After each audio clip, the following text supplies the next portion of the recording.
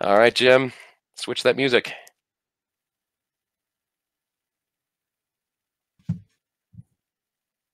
Aha. All right. That should be the start of stream intro, and it's we're currently playing with Hydra. Hello? Yeah, I had to disconnect you to start it. Sorry, guys, for the hiccup. Not a problem. That I'm glad we did this at the beginning of the session and not halfway through. We're live, everyone, and that's why everything's going wrong immediately. Woo! 3, 2, 1, fail! All right, there we go. Ladies and gentlemen, welcome to Blind Dungeon. I'm your game master, Blind Fury, aka Matthew, and we'll be running a game of Dungeon World today based on one of the very first D&D modules ever produced called Temple of the Frog. Look that up if you're interested. I've been required by our various lawyerly gremlins to put out a basic disclosure for today. Music is being provided and used through Plate Mail Games and several other sources. The use of it today is not a challenge to anyone's IP or copyright. And with that, thank you for Knights of the Braille and Everyone Games for presenting this opportunity today. I'm going to switch this over to our many players, in which we're going to be playing a 3-hour game of Dungeon World. We are going to travel from one city into the depths of the wilds, raid a temple, save a princess, and kick ass. All right, and with that, I'm going to switch this over, and we're going to do a brief introduction. We have Jim, playing Rainer Litke, our halfling druid. Jim, introduce yourself. You guys can call him Ray. Ray is a halfling druid. He has small moose antlers, and he's from the swamps of whatever land we're in. And yeah, I'm from Knights of the Braille. Thank you for joining us in the Everyone Games stream. Please donate to Special Effect and Able Gamers. You can do so through the stream, or you can visit our website, www.everyone-games.com. Thank you so much for running this, Matt, and I'll hand it back to you. All right. And that would bring us on to our next Jim and his co-captain at Knights of the Braille. And that would be Richard, who is playing Dalewyn, alias Dale, the Elven Wizard. Richard, introduce yourself. Hey everybody, I'm Richard, and I will be playing Dalewyn, and as his name suggests, he is a wizard, but he is from the lands of the south, and by that I mean he's from the deep south. My name's Dale, and I have a brother named Dale, but he's not a wizard. And that's about all I got to say. Alrighty. That leaves us with Brad, our resident human thief. Brad, you want to introduce yourself? Well, Brad is the player, I should say. His character is Dodge, the human thief. Brad, say hello. Okay, Brad.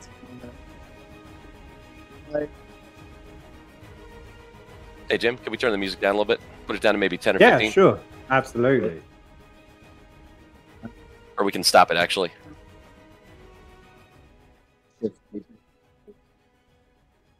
For joining us. All right, Brad. Introduce yourself. I'm playing Dodge, human thief. Don't like to stand out too much. I'm a bit shifty. Thanks for joining us. I mean, we all know that Australians are entirely trustworthy, right? You'll be fine. All right, excellent. That leaves us with Paul, who is playing Frank the Ranger, and his wonderful animal companion. Paul, introduce yourself.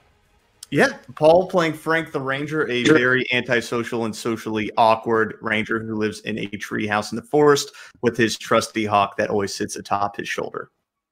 All right, and we have Liam playing Strotmeth, the dwarf fighter.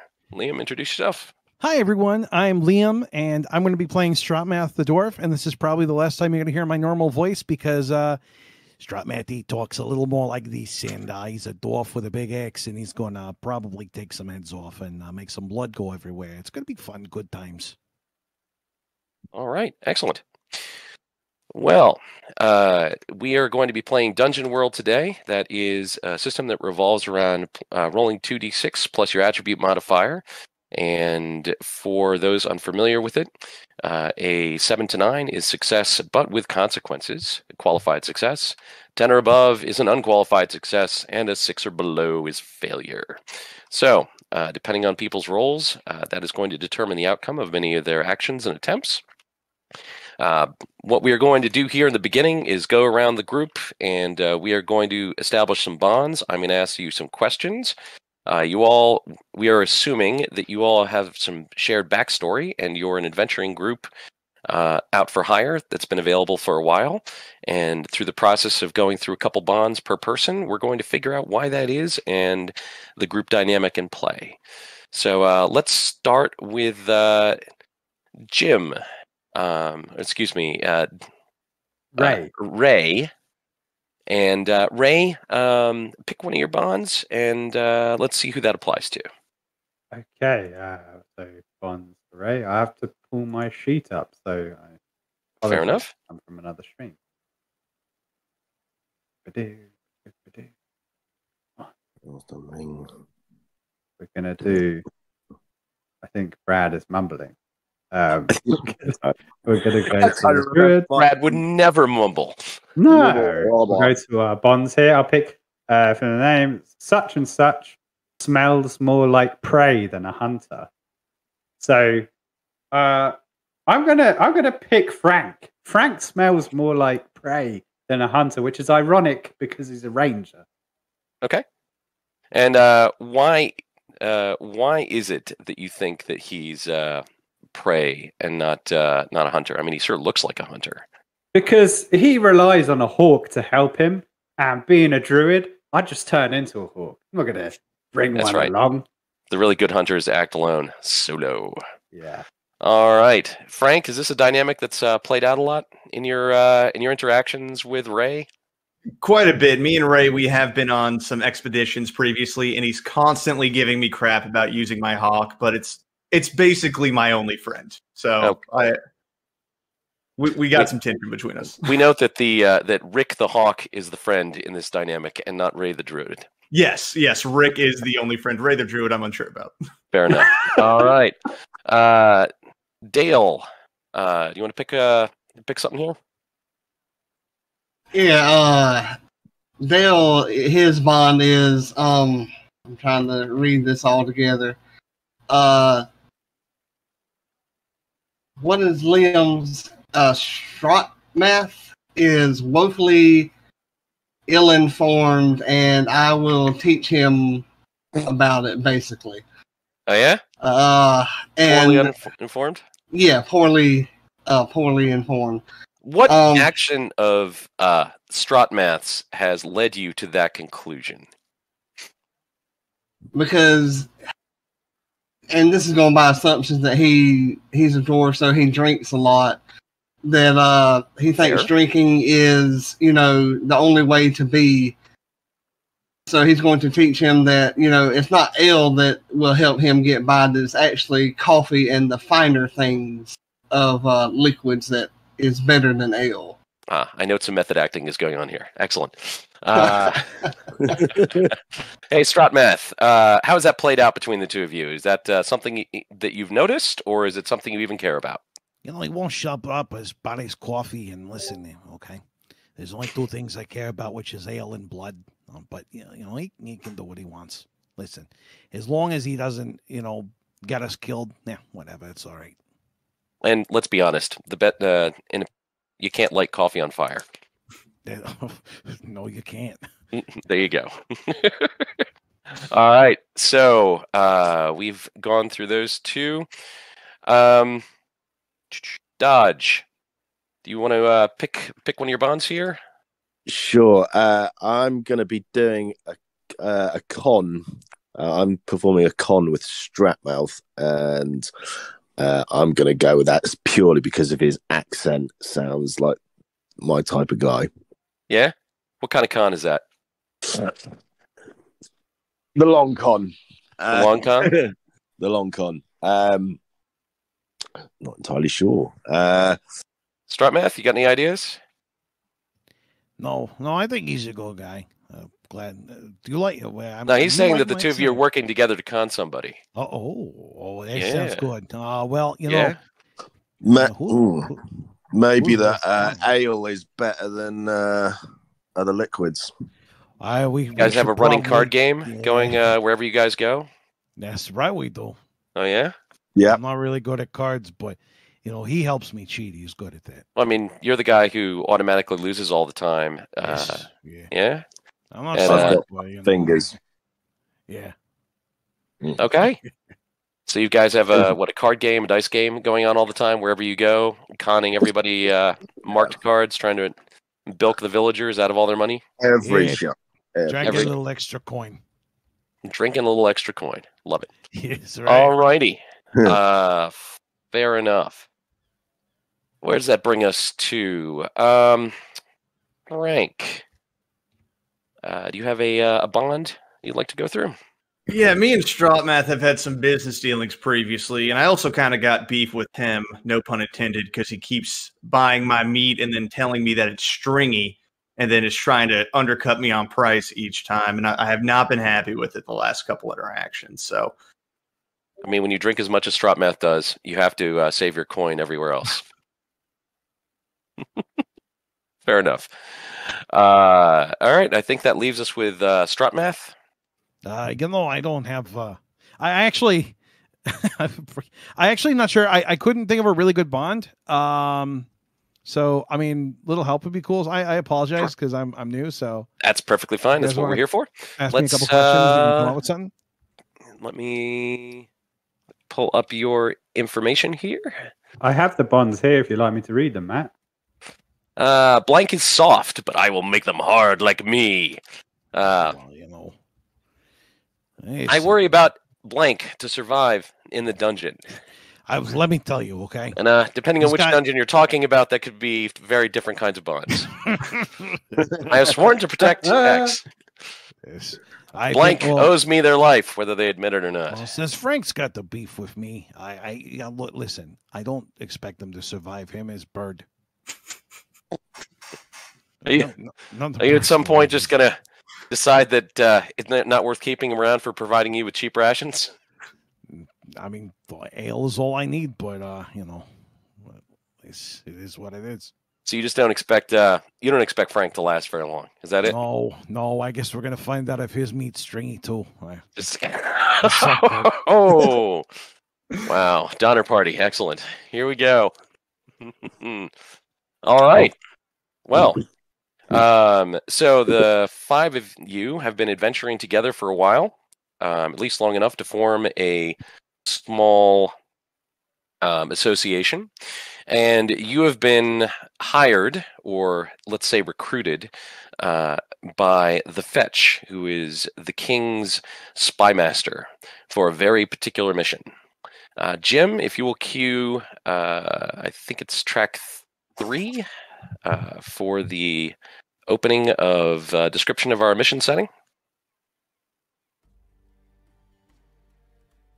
Absolutely. We have a mission description after bond. That's right. Yeah. Which is exactly where we are. Yeah, I'll take a sip from this excellent brandy and...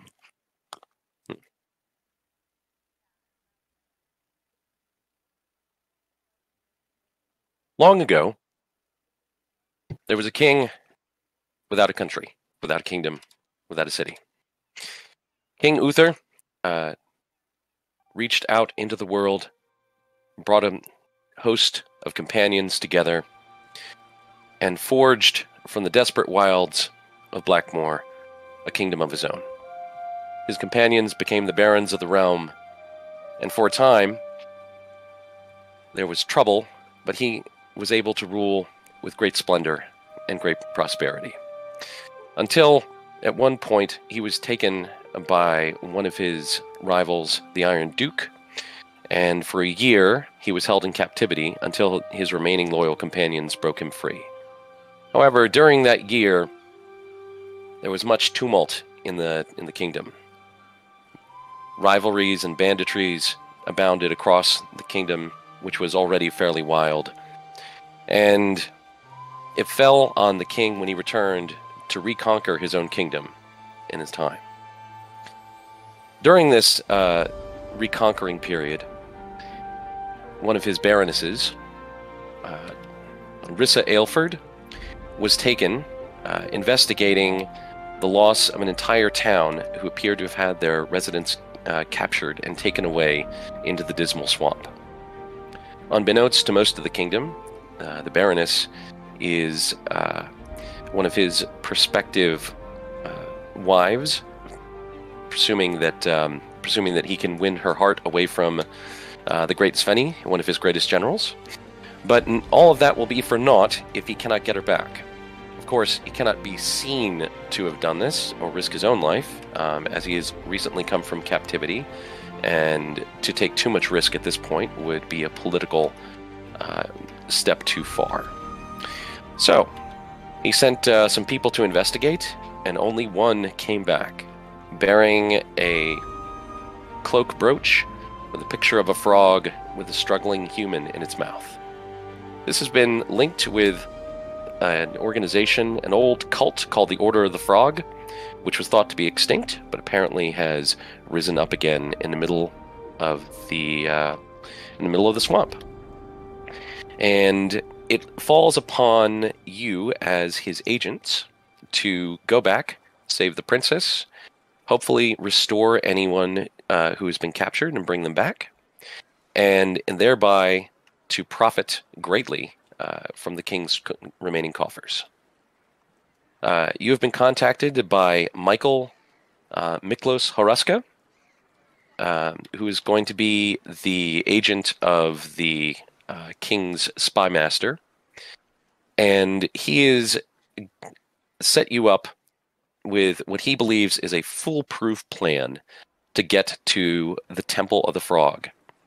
He has had some dealings with the cult, and although he doesn't know how to get there himself, there's a recruiting drive happening in town, and he's convinced he can sell / get you recruited into the ranks of their opening adventurers and fighters. At this point, also, it should be noted that Mr. Horuska also had better do this because the king has told him that if he doesn't, he's going to be one head shorter. So he has some very strong motivations to deal with you honestly and get you where you need to go. Jim, if you'll move us over to the inn, we'll have you guys talk this over with Mr. Horuska and answer any questions, and we'll move on. Okay, let's slowly move over to the starting town tavern. That's right.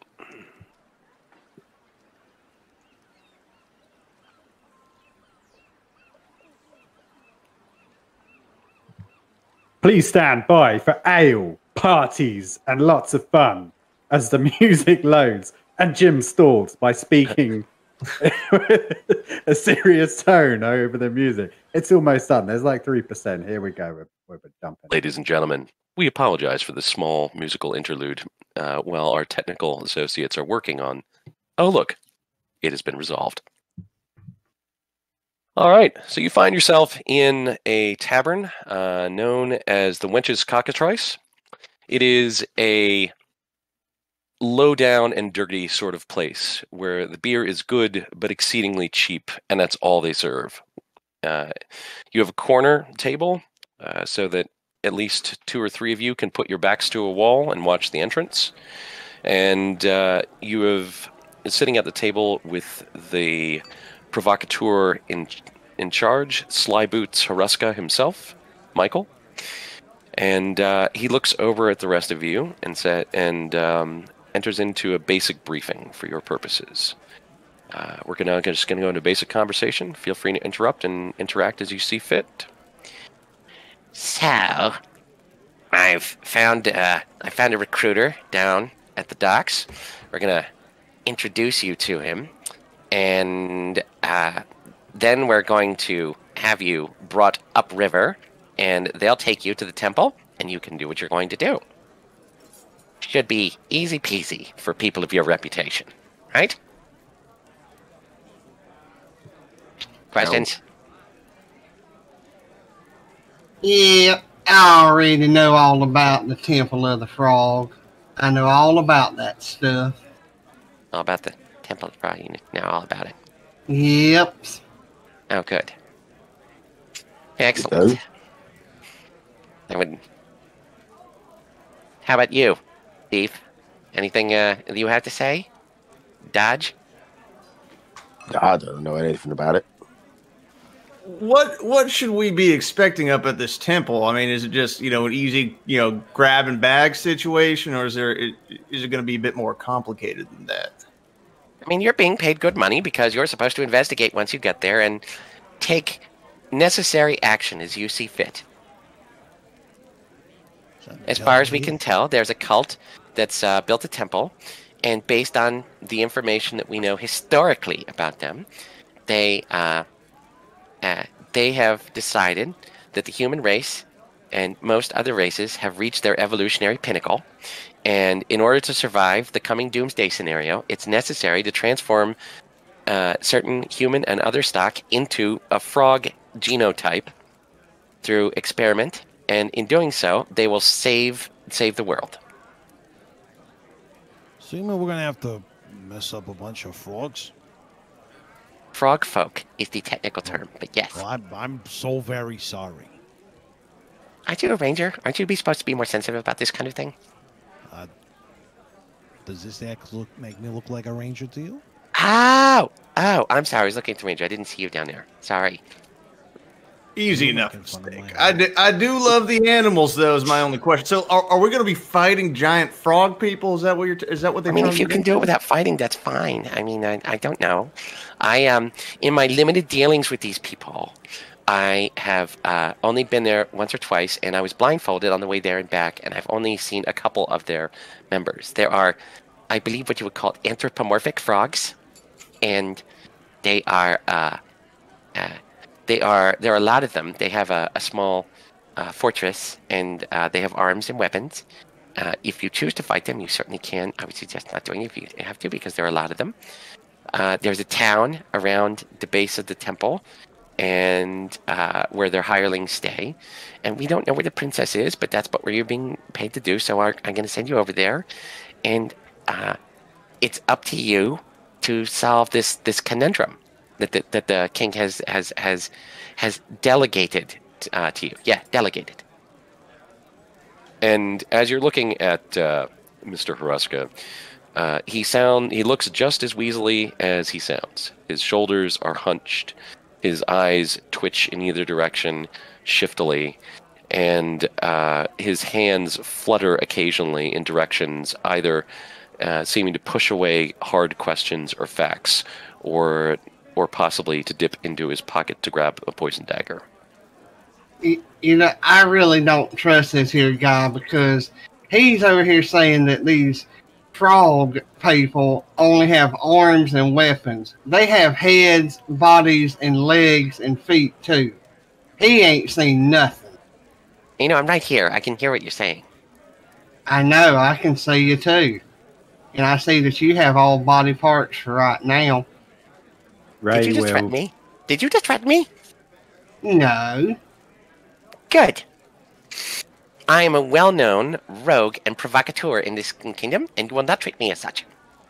Ray takes a moment from eating a pie and shoving it into his face to turn to Dale and say, I know that he's weaselly and small and weird-looking and all that, but they're going to pay us to do it anyway, so might as well do it. And completely ignores everything he's saying. Did someone say money? Yes, I said money. You're being paid. The Weasley fella says there's a big bag of money, so we should definitely do it. That's all I'm interested in. Yeah, I'll take some money. Here's some motivations that I can deal with. So, any other questions before we move on to the transport and the quote? I got a little question. Shifty guy, why are you so nervous about this? Because if I don't pull this off, the king has certain designs on parts of my body that will then be removed from other parts. And I'm very attached to having them attached. What kind of parts are we talking here? Above the belt or below the belt? Does it matter? Well, I mean, there's a difference. It does to you. It could if you want to have a good time with some peoples, yeah? That's true. He's going to kill me. He's going to have me publicly executed on the headsman's block. Is that clear enough for you? Is there enough detail? Oh, Public likes a good execution. yeah. Not too many high stakes here, then. That's good to know. You know, There's only it one of doesn't you. work out for the adventure. I'm glad to see guys. that I can use the Any next. moral quandaries I had about selling/recruiting you to the frogs have now been rectified. I appreciate you clarifying my moral quandaries. You're very welcome, Weasel Man. Yeah. Should be a low-key weekend. I'm excited for it. Hey, y'all, I don't know about y'all, but kind of sounds like a personal problem if you ask me. It does. I think that we would require a little bit extra money from your own personal reserve. And up front as well to pay for, amenities and. That's a good point, Dad. And You need it up coffee. front as well. You're asking me to pay you to do the thing that you've already been hired by the king to do? Yes, but Yep. only a little bit extra from you so we don't muck it up and then you get your head chopped off. Well, Travel expenses. there's a move for that, and it's called parlay, because you're threatening me not to do the job that could get me killed. So, someone should roll 2d6, and since it's the little guy with the moose ears, he should probably do it and add his charisma modifier. Okay, Gugu. Roll 2d6. You rolled 6 and 3 for a total of 9. Total of 10. 10.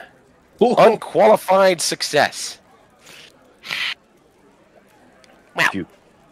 under the circumstances, I suppose I could be convinced. You have me over a barrel, as it were. I have to say that I find your reluctance to perform your patriotic duty, especially since you're being compensated for it, rather disturbing. However, I am willing to provide you certain remunerations. That means money for people who are not educated. I was just going to say, what were you talking about? Yes. Big words. Pay you extra. I believe the king is offered to pay you each 1,000 gold. I would supplement that by 40%, 400 gold each. Oh, that's very kind of you. Didn't need to do that, little Weasel Man, but we're very grateful that you've decided to give us a little extra. Yes, your gracious acceptance of the extortion which you have threatened me with is duly noted. You're welcome. Here you go, 400 gold each, and he begins pulling out small packets of coins from an improbably small-looking pouch at his belt, and throws them on the table. Now, Dodge, we have to do the job. You can't just take the money and bugger off out of town. We said we'll do it. I sit back down.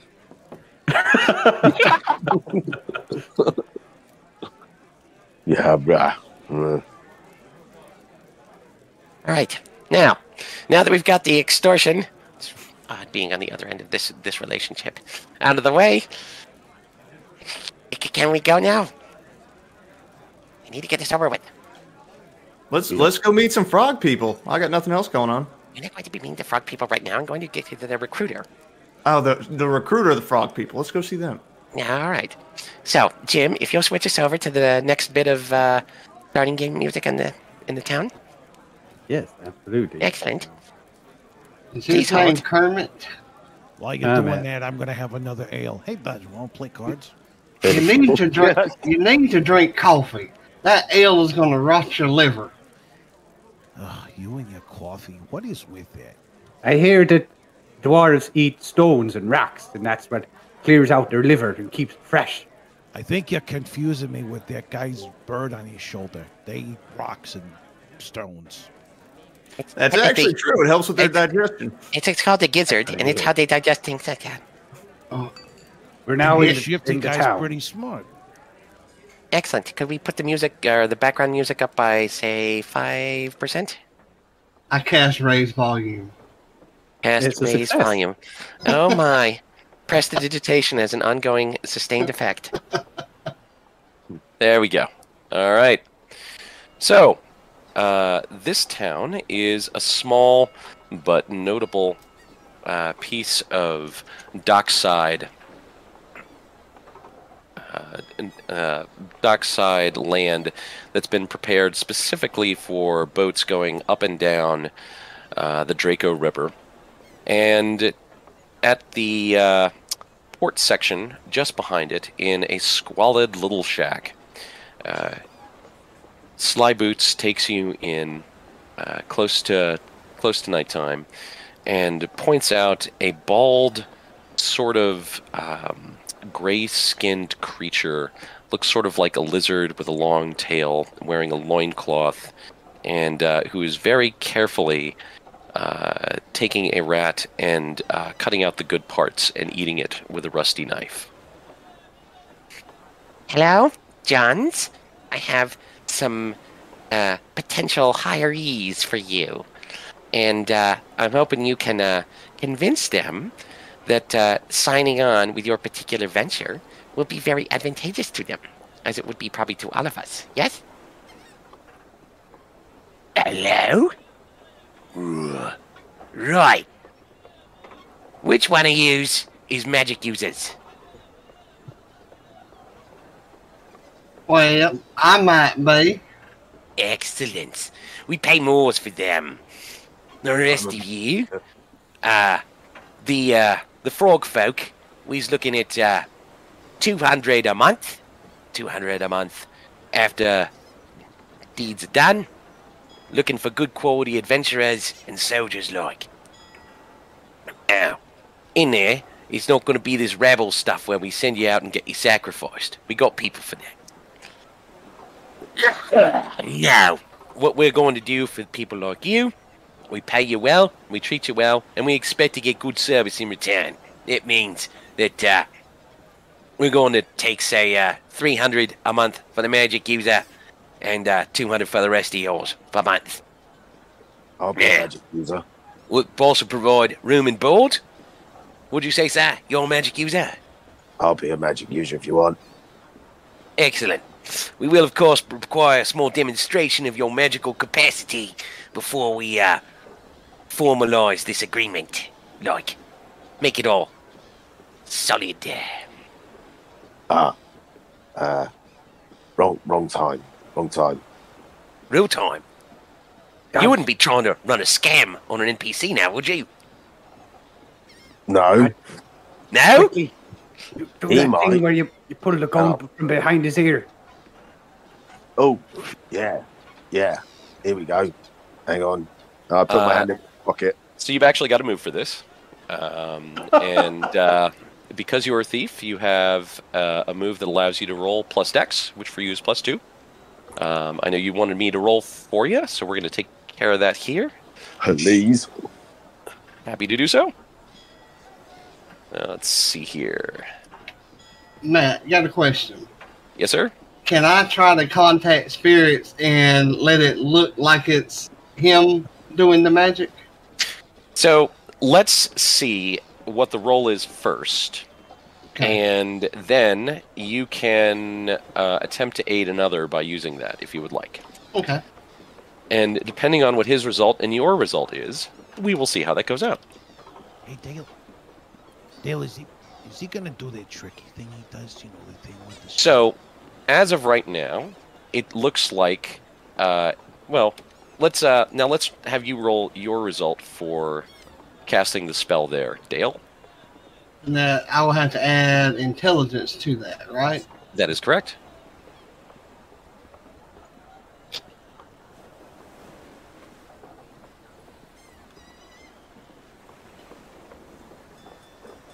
Which for you, I believe, is plus 2?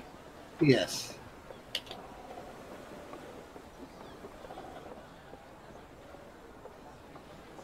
How did I get 4? Well, that would be if you rolled 2 1s and a plus 2. I'm trying to make sure I typed it in right. Yeah, I did. So, that would be a failure. In a normal game, we'd have you mark experience. So, unfortunately, in this instance, the following occurs. Dodge is in the process of performing a fairly effective bait and switch. Can't see what's in this hand. I'm going to pull something out of your ear, supposedly out of thin air. An excellent source of legerdemain. However, in the process of doing so, Dale reaches out to the spirits to try and give him a little boost. There's one problem. Dale, being hyped up on coffee, misses one of his fingers' slight motions required to cast the spell successfully, and contacts the wrong kind of spirit, who is very interested in causing as much mischief as possible. The spirit in question does two things very quickly.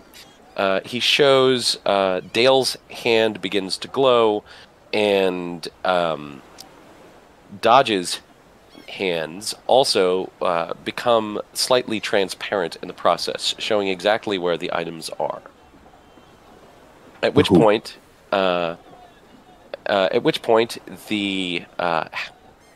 recruiter Johns looks up at you. Oh, it's like that, is it? Yeah. So, you should know that we're all. Yeah, you got a defense, big guy? What you got? That guy over there made me do it. Sure he did. Well, I didn't really know if you were going to split the money or not. It doesn't really matter to me, honestly. But you're going in at the base rate, and I'm going to penalise you 50 for lying for your first month. Yeah. That's going right into my pocket. It is. You, sir, are also going to be hired on at the wizard rate, as your obvious magic usage requires, but you're also going to be Dr. 100 for trying to put one over on the recruit headlock, and it's also going in me pocket for the first month. Now, it comes to me that some of you did not take part in this deception. The rest of you are going to get 100 gold each extra signing bonus for not being speculative shadowy types. We like trustworthy hirees. That seems fair to me. Yes. Yeah, that sounds great. I'm a very trustworthy guy. I'm a ranger. Time of the I wouldn't pull one over on you. My only question: you got another rat? My bird's kind of hungry, but certainly. Hold on. And he reaches, pulls up a plank in the floor, reaches down into the water, and pulls up what appears to be a dead rat that's been floating under his shack, and throws it to you. I toss it up to my bird, and he just throws it in the air and just starts chowing down.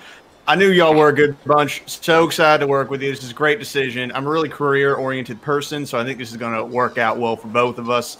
Excited to see what the next steps are going to be. Excellent.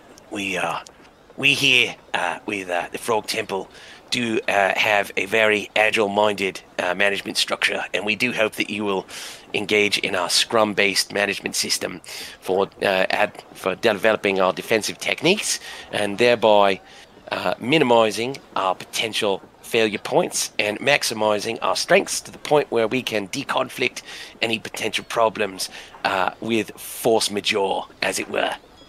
I knew this was a great fit. I used to be a scrum manager at the last temple I worked for. So I think that, so excited to learn the ropes. This is going to be great. Awesome. What did he just say? We like people who solve problems and don't cause problems. Oh, why didn't you just say so? I did. Oh, I did it in Elven, though. It's okay. All right. So, I'm going to need to put you on a boat, and we'll put you on here in the next hour or so, and then you're going to go up the river, as it were. The captain's a real salty-like kind of guy, but you'll do well by him. He'll just have you stay in the hold for most of the time while his crew's working. Any questions? No question. Sounded good to me. Excellent. I like people who know what they want, get what they want, and stay quiet for the rest of the time when they're not spoken to. All right, Mr. Boots, the usual finder's fee will be applied to your account, and we will, however, Stephen would like to talk with you again, so we'll need to send you up the river with these folks. I don't think that's necessary. Hi. I have things to do here. Very important things. He says it's very important, and you wouldn't want to make him angry. He has the... You've had, what, 2 sessions with him so far? 1 more, and you'll be with us, you know. Oh. Well, since you put it like that. All right, let's go. I guess we're all going up the river. And over the course of the next hour, the group is brought over to a large boat and is introduced to the captain. And the boat is called the Gretchen Fetchen. It is a large open barge with about 8 feet of storage underneath, in which you'll be crammed for most of the trip. The captain is named Jared, and Jared is going to be taking you up the Draco River to the Mist Lake, and then up to Loch Glooman, and then thence on to the center of the Dismal Swamp, to the Temple of the Frog. He's very clear about the path he's going to take to get you there, and it says, Now listen, this is my ship, my boat, and your cargo, and that means you'll do what I tell you until I need you to defend the boat. And otherwise, you stay out of my way, or we go under and you'll die. You understand? Aye, aye. Oh, alrighty. Oh, my, you're a strange-looking one, aren't you? You wouldn't be, I don't know, one of them, I don't know, what would you... I find myself in kind of an odd space here. I've never seen moose ears on a halfling before. That's because you haven't seen my mother. She was a bit of a big lady, bit of a moose, you might say. I don't... Okay. Well, I never went to school, so I guess biology works like that. Sounds great. All right, on we go. And any questions or concerns before we move on to the boat? No. No. All right. So, within the hour, you all are ushered onto the boat, and we cast off. Jim, if you'll switch us over to the traveling... boat traveling in the swamp, I believe. Yeah. Music. To a boat. You're boarding on. Does everyone have their baggage and passports ready for the fantasy boat trip into the swamp? Here we are. We've arrived. Excellent. So, in the process of doing this, you realize after everyone is stowed and look around and the boat has departed the dock, that somehow Slyboots Haruska has managed to abscond from your little party and is no longer present. Whatever that means, he is no longer with your group, and Jared is rowing you upstream. So we are about to undergo what is called a perilous journey through many waterways and across the Dismal Swamp. It is filled with crocodiles, swamp ogres, swamp giants, various types of predatory mutant creatures and magical perils. In which case, since you guys are going to be helping him and helping defend, I need you to take on the roles of some of the crew required to make that happen. There are 3 positions that need to be picked, and that is the quartermaster, the scout, and the trailblazer. The trailblazer helps making sure that watching occasionally as needed, as he requests, to make sure that you guys don't run aground. And the scout watches for potential ambushes and threats. And the quartermaster doles out the food and makes sure that you have enough rations for everybody. And they'll be taken care of. In your good fortune, you have Frank the Ranger. As one of his base abilities, he can pick one of those roles and will pass with a 10, which means that you'll actually get better results than the standard estimate.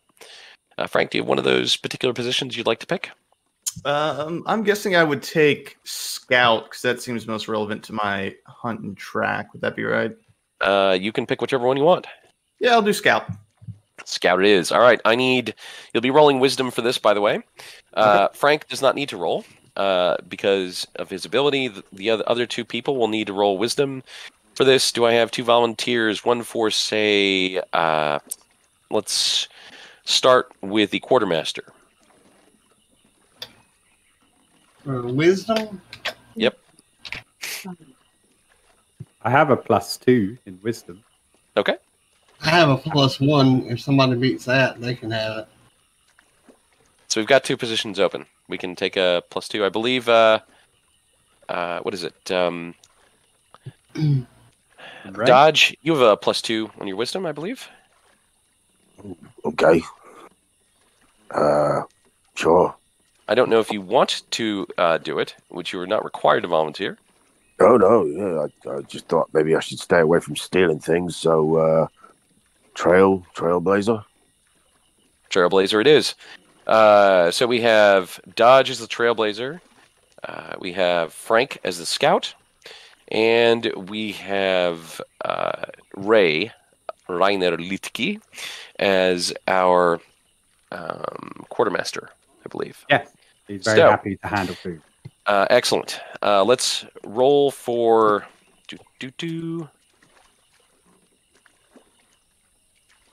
I'm going to roll for Dodge. Okay, Google. Roll 2d6. And It's 1 and 3 for a total of 4. Bollock. Oh, yeah, it's not. I don't want him to roll for me. Somebody else roll for me. He scored the try and pick me because I might be a little seasick here. Uh-oh. Got a seasick dwarf. not even the sea yet. Well, that's how you know you got a problem, man. Sit down and stop rocking the boat.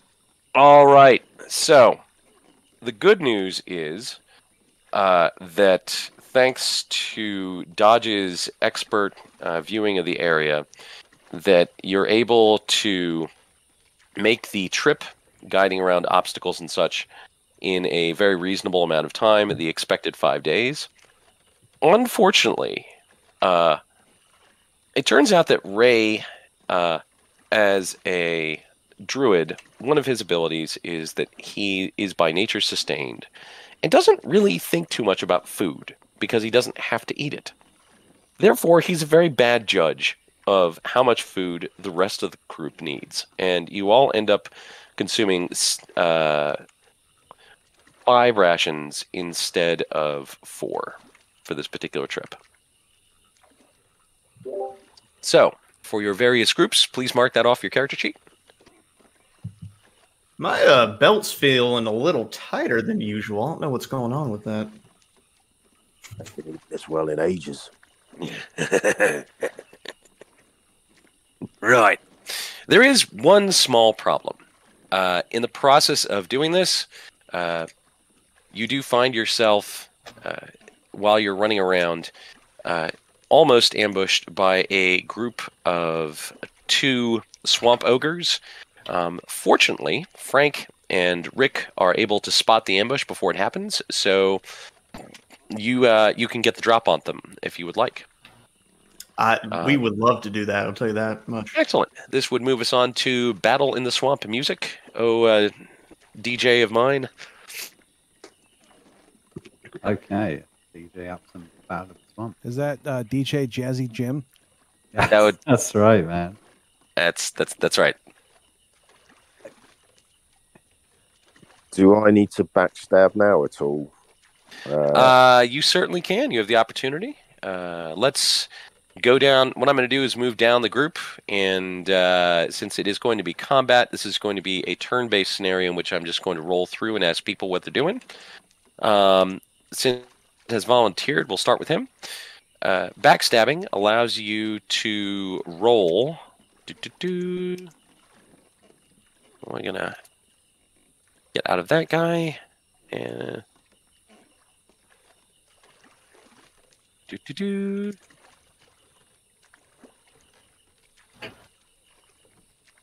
Oh, that is epic. Thank you, great DJ of mine.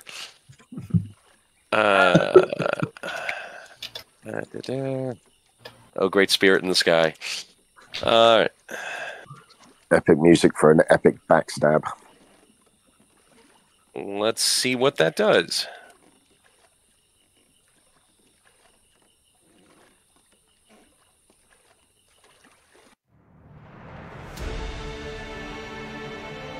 I always forget how many skills and abilities that rogues end up with.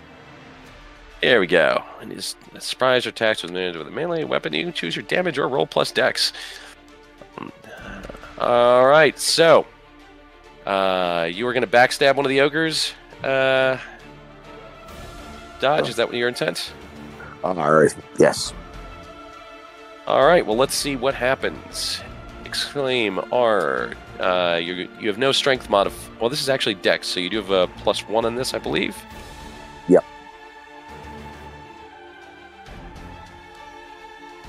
The advantage of helping making most of the characters that I actually remember most of their stats. Which means I'm probably going to forget the next 6.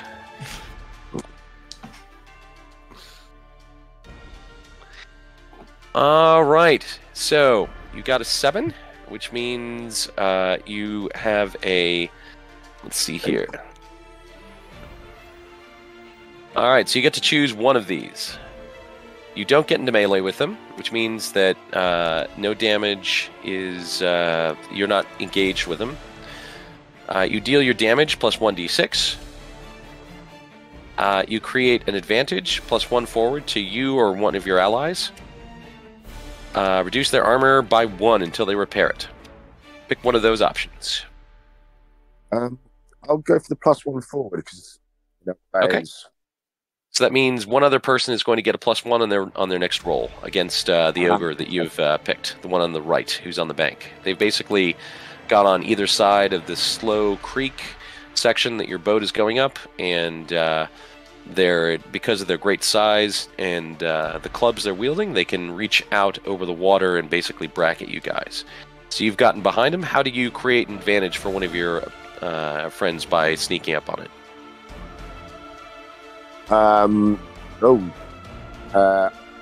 I'd throw something in its face to blind it for a minute. Excellent. Stand while I take a shot at it. All right. So, who is best poised to take advantage of this one blinded ogre on the right-hand side of the stream? Any volunteers? All right. Well, I will go down the line then. Who's always got my back? Well, I'd say that trying to help you with the whole magic thing, I can cast a magic missile. All right. You know it's a casting spell, right? Yep. Go for it.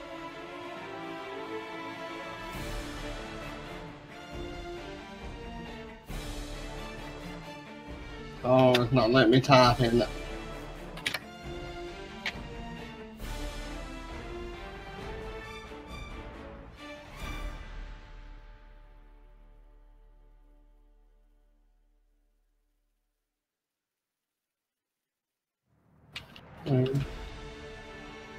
That is a massive success. Congratulations, sir. You would have gotten a +1 on that, but you don't need it. You already got a 12. That would have blown it up to 13. Pretty good. I believe that's 2d4 magic damage, if I'm not mistaken. Yes, yeah.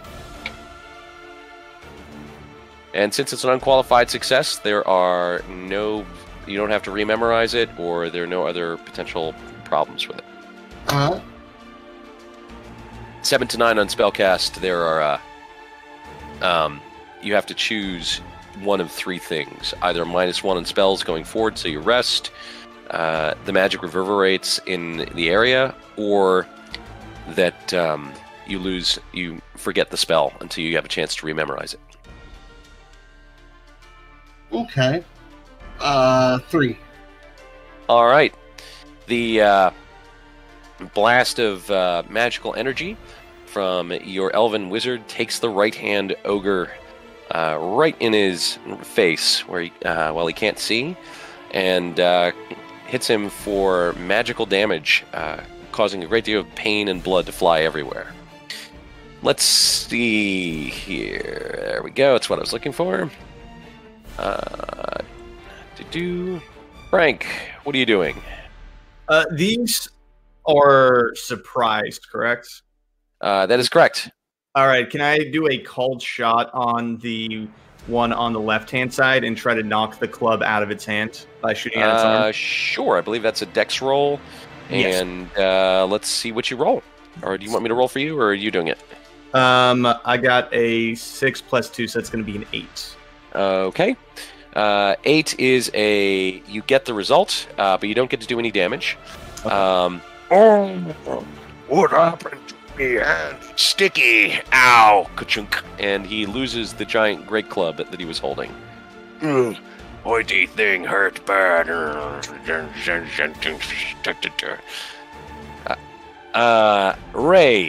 Rainer Litke, what are you doing? Yes. Would it be reasonable to assume that I can turn into a frog folk? Is that an option? You can certainly turn into a frog folk if you would like. Okay. That is, of course, assuming that you can make the die roll to make that happen. So let's see what happens. Okay, Google. Roll 2d6. You rolled 2 and 4 for a total of 6. A total of 8. All right, so you get 2 hold. You are turning into a frog folk? Yes. All right, so... I need to give you a specific move with this. Frog folk are poisonous, so your move is inflict your poison upon them. You may spend one of your hold to do that. Okay. I want you to think about, so as the little druid is standing there, suddenly his form extends and rises up into a 5-foot-tall sort of frog-looking anthropomorphoid person. Of course, he has moose ears and antlers, so I want you to contemplate that visual right now. Standing at the bow of the boat. I want you to think about what you're going to do next, Reiner. I believe we're at Strutmath. Your friends have engaged the right hand and left hand ogre. The left hand one has had its club drop.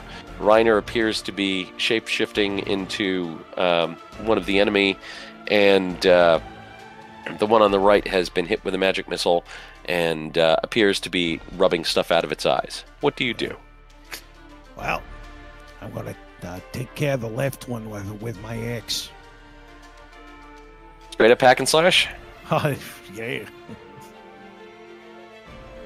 Ooh, boy.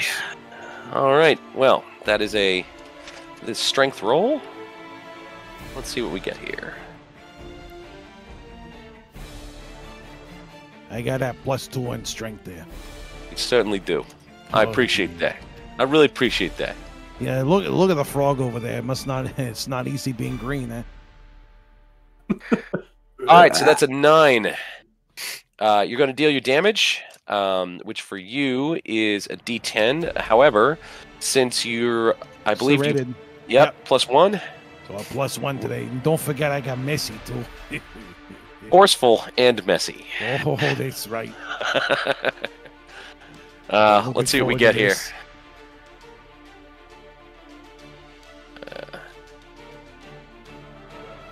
Making me do math and stuff. All right.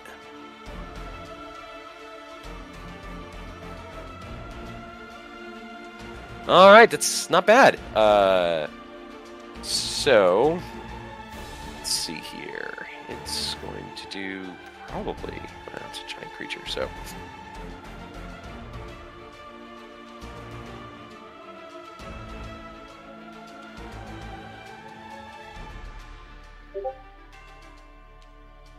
All right, so the following happens. Strutmath, you get in combat with him, hop off the boat, and start swinging, and pretty well amputate one of his arms. Blood goes everywhere.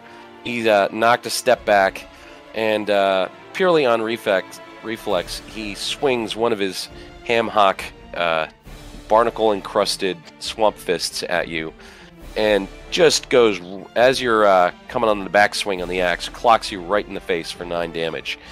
Your armor takes off one of those for 8, and I believe that takes you down to 17. Yep. You also hit him for 6, and he is just...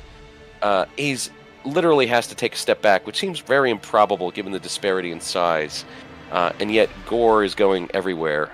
Oh, why so small? Hurt so much. Ow!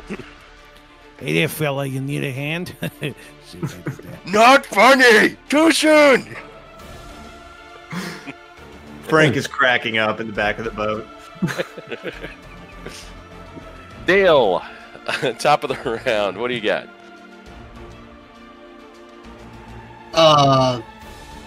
So Dale gets to go first then? Okay. Both of these guys look like they're in pretty bad shape. There's not, like in 5e, there's spell slots, so I don't have slots in... Nope, you can just keep casting until you forget the spell. I love Dungeon World already. I'll go with Magic Missile again then. Alrighty. Let's cast that number.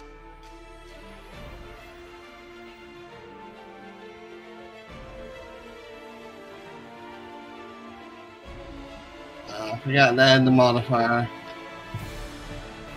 Yeah, the 8, and I can add +2, right? So that'd be a 10. Alright, unqualified success. Roll your damage.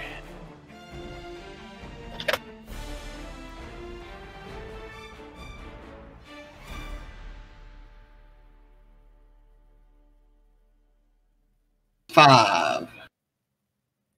Let's see. That takes him up to 8, I believe. Yes. Yep. You blast him in the center of his chest, and he's not going to need a shave there anymore because he doesn't have any skin left. Why? Pokey bit not supposed to work like pokey me.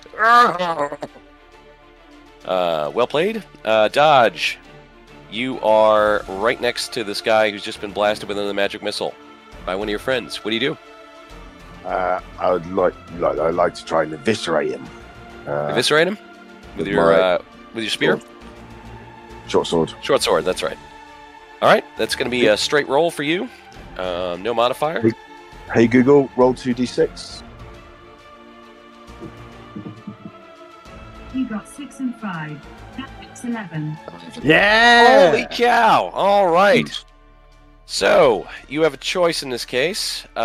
He looks pretty bad off. With your damage die of 8, you might be able to finish him, or you can double down and take damage back from him, but roll an extra 1d6 damage. Your call. Sorry, what do you mean by that? Take damage back from him? So, normally, if you roll 10, he doesn't do any damage back to you. However, if you want to really stick it to him, you can take a strike back from him, but roll an additional d6 plus your normal d8 in damage. Do it. Yeah. Do it. I'll take the d6. And you should not trust it when the GM gives you an opportunity to take damage. Just saying. It'll be fine. All right. It'll be fine. Hey Google, roll d6. It's 2. Ah, 2. Right. And 8, roll d8. Hey Google, roll d8. You rolled 5. 5. Yeah. 2, 7. All right. Now I get to roll damage against you. Oh, Yes. Feel the suffering. I keep trusting you. I've got a bond for that somewhere, I think. Not with me, sir. Not with me, you don't. You better not die. We've got cards to play. Why is it not...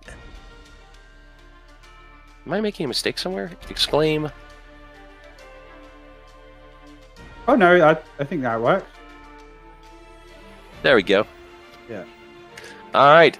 It swings at you and does 4 points of damage after your leather armor takes 1 off. However, if he was wearing a suit, you would be unzipping him.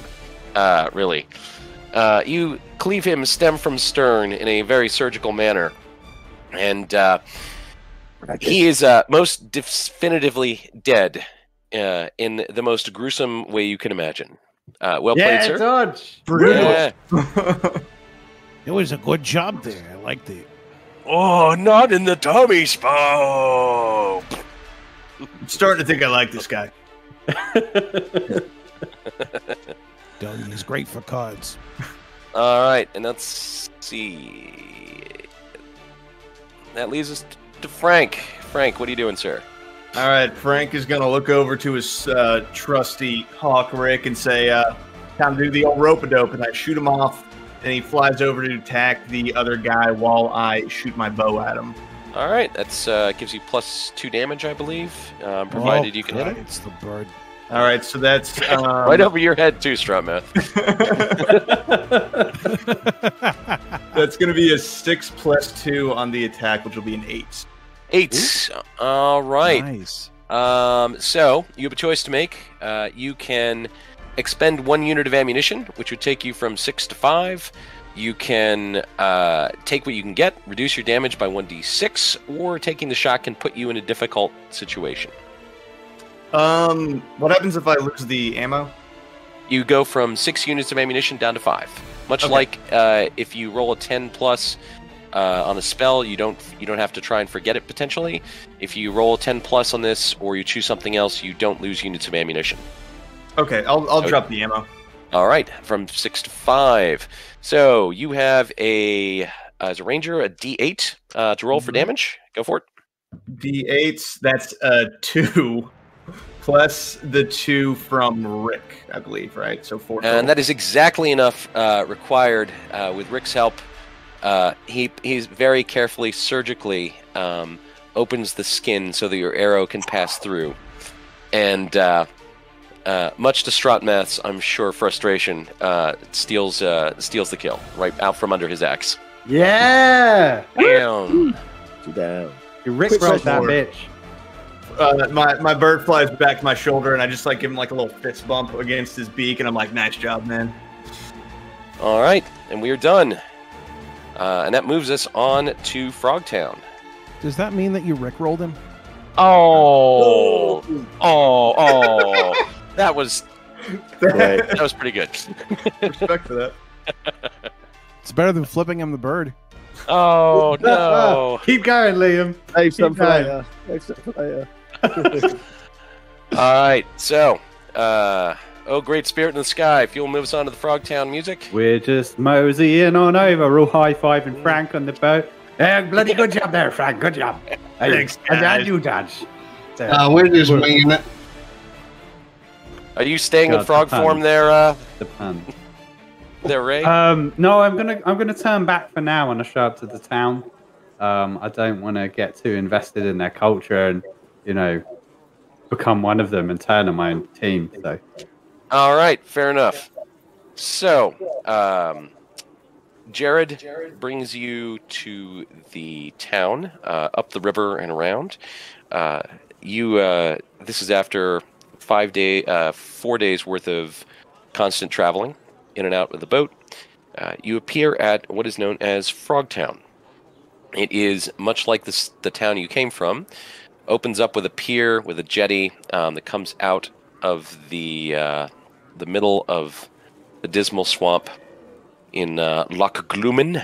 That's Loch, as in the Scottish lake, and Gloomin. And in its center, along the fens and stinking lines of the swamp, you find this one port. There is a ramshackle town just outside the port, and above it stands a huge temple. The temple is shaped as a frog, with its mouth open, crying to the stars, and below, between its splayed legs, is a gaping arch leading into the temple itself. Around it is built 2 square walls. The outer wall is a fortress wall that's 8 feet thick, and is surmounted on every corner by a tower. It's patrolled by what appear to be frog people in chainmail armor, wielding spears and swords. The inner wall is even taller, so you assume there's some space between the outer wall and the inner wall. And like this, also has towers on the outside. However, Jared escorts you all on to the jetty and hands you off to what appears to be a frog in a monk's robe, a friar frog, as it were. And any questions before we move on here? Ray wonders where the Weasley man is, who gave us the job is. He dodged off before you guys. Just as it's something I had mentioned before when you were leaving. Yeah. You're talking about Slyboots Haruska. Yeah. The John's recruiter had tried to force him to go along with you, and he said yes, and then dodged off at the last minute and managed to escape in the tumult. Okay, my bad. I thought he'd hidden on the boat from us. Okay, all good. I mean, that's a fair assumption, and you're totally reasonable in maybe assuming that he's been hiding the whole time. As far as you know, he did not go with you. Okay, excellent. Mm-hmm. I didn't like him much anyways. He was clearly a big fan of yours. Clearly. I'm sure he's going to block you. Right. We're getting good. I want to do the spout lore and tell them all about the reason there's the high walls and the things like that. You think you have some bit? No, you did say that you had some knowledge about the Frog Temple and the culture here. Have you been double dealing with weird back cults attempting to take over the world and defend it by editing the genome of all creatures? I'm gonna act like I do anyway. That's fair. Let's see if you can back that up with a die roll, sir.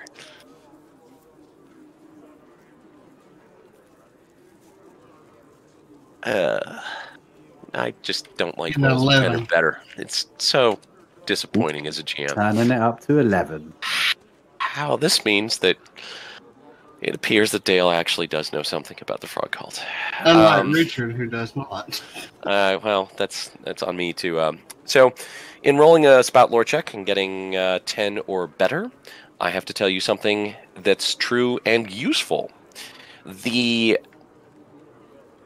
high walls built around the temple, from Dale's recollection, are built because there's an entire inner support structure of what you would call armaments and support staff, which live outside in a garden on the in between the outer wall and the inner wall. And those people, it's a defensive mechanism, but also keeps the inner secrets of the monks from being easily exposed. So they're essentially defending against external invaders, but also maybe against internal aspirants to power. And see, short mouth, that's why they have the tall wall. You don't have to worry about it because you can't jump that high, and they don't want to be able to jump out from back there. Dale, how do you know so much about these frog fellas? I read it on a privy wall somewhere. Privy wall? Spent a lot of time in there. Like one of them outhouses. It's what I have to go to after I drink a lot of coffee. No, it goes with that coffee again. All right. So, I am. I have to use real names here. I am Dennis. Dennis, the monk. I've been sent to take you up to the temple, and there we will induct you. You are the new hirees. Yes. Yes. Yes. You look like a Kermit. I'm not a Kermit. That's not my name. I'm Dennis. You look My apologies, Dennis. Kermit was a very famous bard frog folk from where we're from. And he's That's referring to very that. interesting. I was not aware that frog folk were lived outside of the city. I would like to know about this. You should. You will tell us about this later. Come this way, please. And he leads you up to the castle, and you walk right in. So this part right here pretty much gets you through the first of the three things that the king's asked you to do. One is figure out where the temple is, because no one else really could tell you. So now you've got an actual map idea of where the location is. The other two are find any residents of Blackmoor that are here and try and get them out, and most importantly, get the princess and get her home. And he leads you up and past the outer wall and in through into the intersection and into the temple itself, where you end up talking to in an anteroom with a couple of brothers. He appears to be a low-ranking individual. So, I'm introducing you here. These are the new hirelings. They are, according to the documentation provided, one magic user docked 50 gold, 100 gold? Ooh, wow, you must have really pissed off the recruiter for the first month. And then 4 others, and this one is supposed to be docked 50 gold. Man, this is interesting. Normally, when you're going for a job interview, you try to impress the person who's hiring you. And so, rules of the town. After this, we're going to let you go into the town. We'll ask you to do certain things throughout the days and weeks to come, and we will expect you to do them. And that's really about it. We will assign tasks based on your abilities. And was there anything? Oh yes, pay happens at the first of the month. You have room and board here in the inside, the outer, what we call the bailey. We'll have a house for you here. Room and board is provided. Going inside the temple without being specifically authorized is not permitted. And if you should end up in the dungeons under the temple for some very strange reason, we are not responsible for what happens to you. It is a very dangerous place. Any questions? I got one. Oh. I don't want to make him mad or anything, but what do y'all eat around here? I bet it's not frog legs. Oh, that is exceedingly uncouth, sir. You should not make frog jokes here. People get very upset about it. I'm giving you a pass since you're not familiar with our culture. We eat fish. We have several hunters called swamp rats who go out into the surrounding environments and get us various delicacies from the surrounding waterways. We also import certain foods and have a good stock of grains and salted pork, beef, and other vegetables. Ooh. So you eat pig? I mean, there are wild boars and hogs in these swamps, so yes, we do eat pig occasionally. Dale, don't do this. Don't do it. Brother Dennis, I was wondering, is there anyone else around here that looks like us? You mean non-frog people?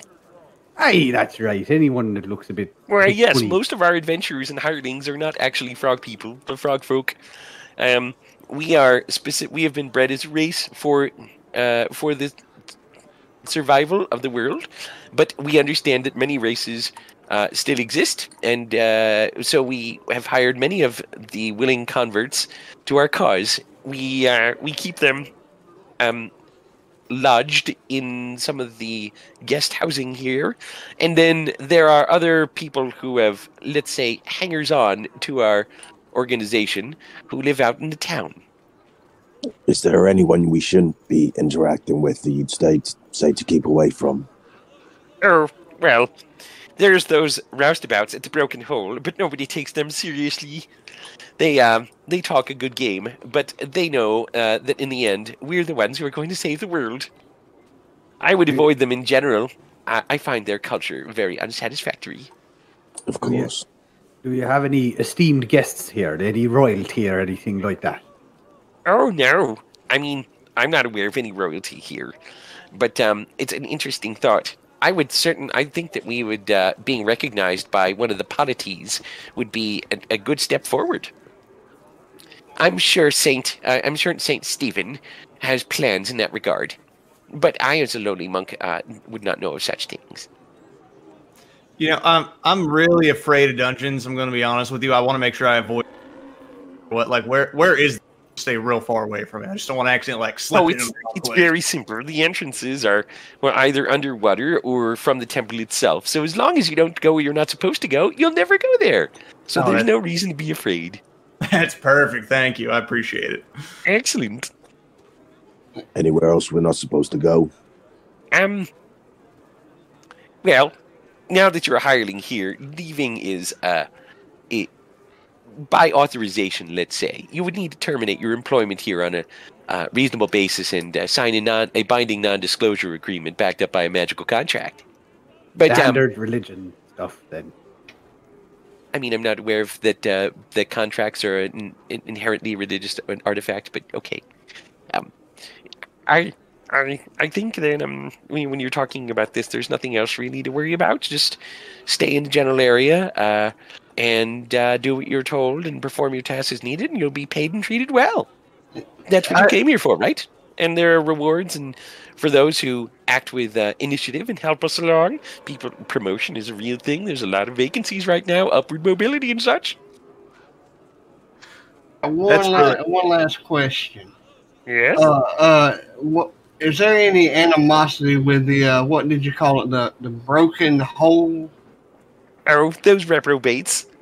So not really animosity. There are just some people there who let's say have become disgruntled and have decided to blame others instead of themselves for their own failures.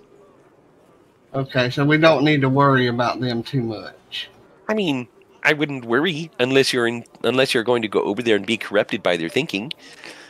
There's a certain amount of, I'm sure you can understand, bad-mouthing your employer is considered a faux pas.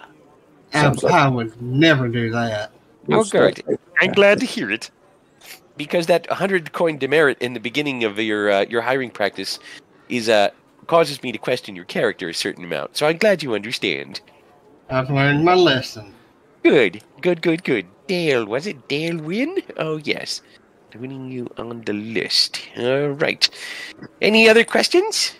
Yeah, just last. I spend most of my time in the woods, but I do, love architecture. I'd love to see what y'all have done with the place. You said you can't go into the temple without permission. Like, can you write us like a hall pass or something if we just want to go check it out? We have permission. You what was that? Dark and hooded. Can you give us permission to go into the dungeon? You want to go in the dungeon? To have a look. I mean, I suppose we could allow you into the dungeon, but it's really sort of a way. Well, we wouldn't be paying you until the end of the month, so if you really wanted to go there, it wouldn't really cost us that much. I tell you what. Let me put it this way: the dungeon is where we place the mature species evolutions from our breeding pools and allow them into the restricted wild, let's say. And it's not a good place.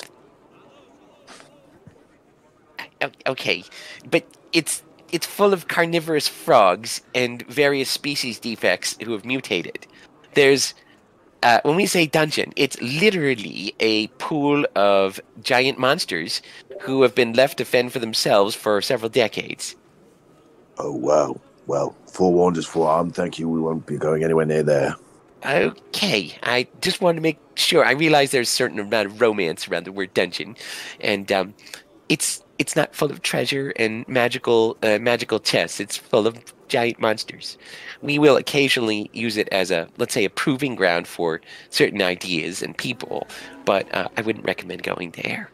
It's also access on lower full of security. 50 Shades of Death, if I'm not incorrect in saying that. I mean, you're expanding the metaphor past where I wanted it to go or where I'm comfortable, but that's fine. Oh, my apologies there.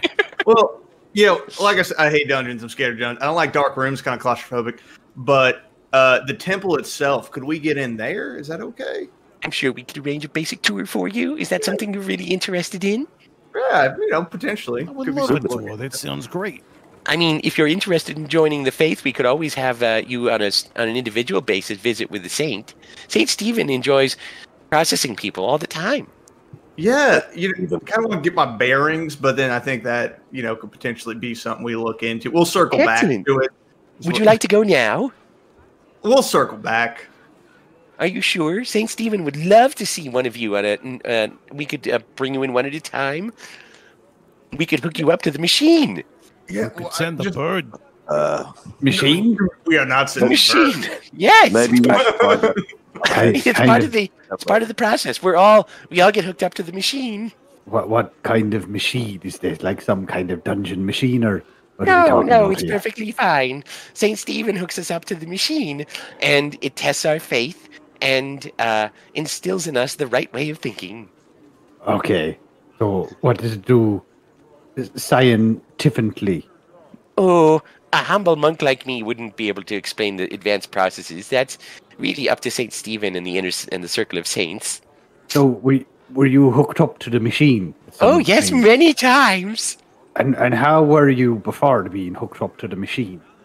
I was less. Now I'm more. Right, that's not ominous at all. Sounds fine. No, he was a tadpole. Now he's a frog. Exactly. That is also true, but has nothing to do with the current discussion. I feel like we're getting delayed, and I have other things to do. If you don't actually want to go to the machine today, you can go back into town, or I can have someone escort you to your lodgings. Does that work? Town? Town. All right. Out that way, and there are 3 bars of them. One is reputable, one is okay, and the other one we've already talked about you probably should avoid if you're people of culture. There's the Broken Hole. That's the one you should stay away from. There's the Moonshot, my personal favorite. And then there's... Oh, what was it? Let's say there's the Ribbit's Revenge, which I believe is supposed to be some sort of play on words, but it has...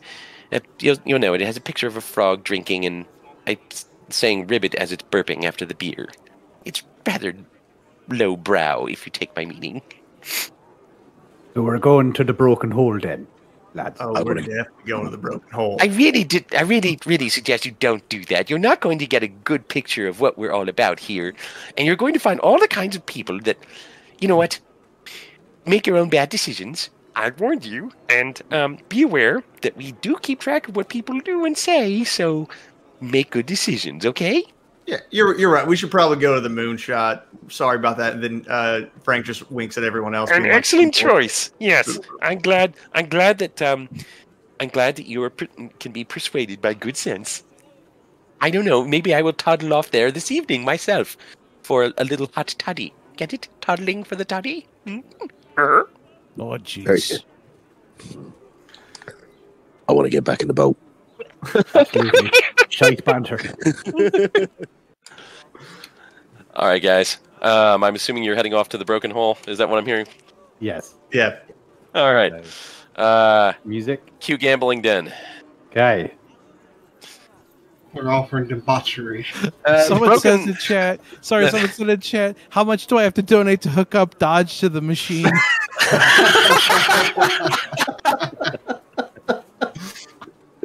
Yes. Game of Cards. Depending on how badly Dodge rolls, he may get the chance anyway without donating anything. We'll see. I want to Alright. see it. So the Broken Hole, the sign is a slightly half-broken piece of wood, and on it is a picture of a piece of ground with a circle that's slightly discolored with a shovel sticking out of it. The hole is broken. It's not a hole. It is a shack. Shack is probably too good a word. There are pieces of rock and wood that have been piled up to make a giant sort of lean-to.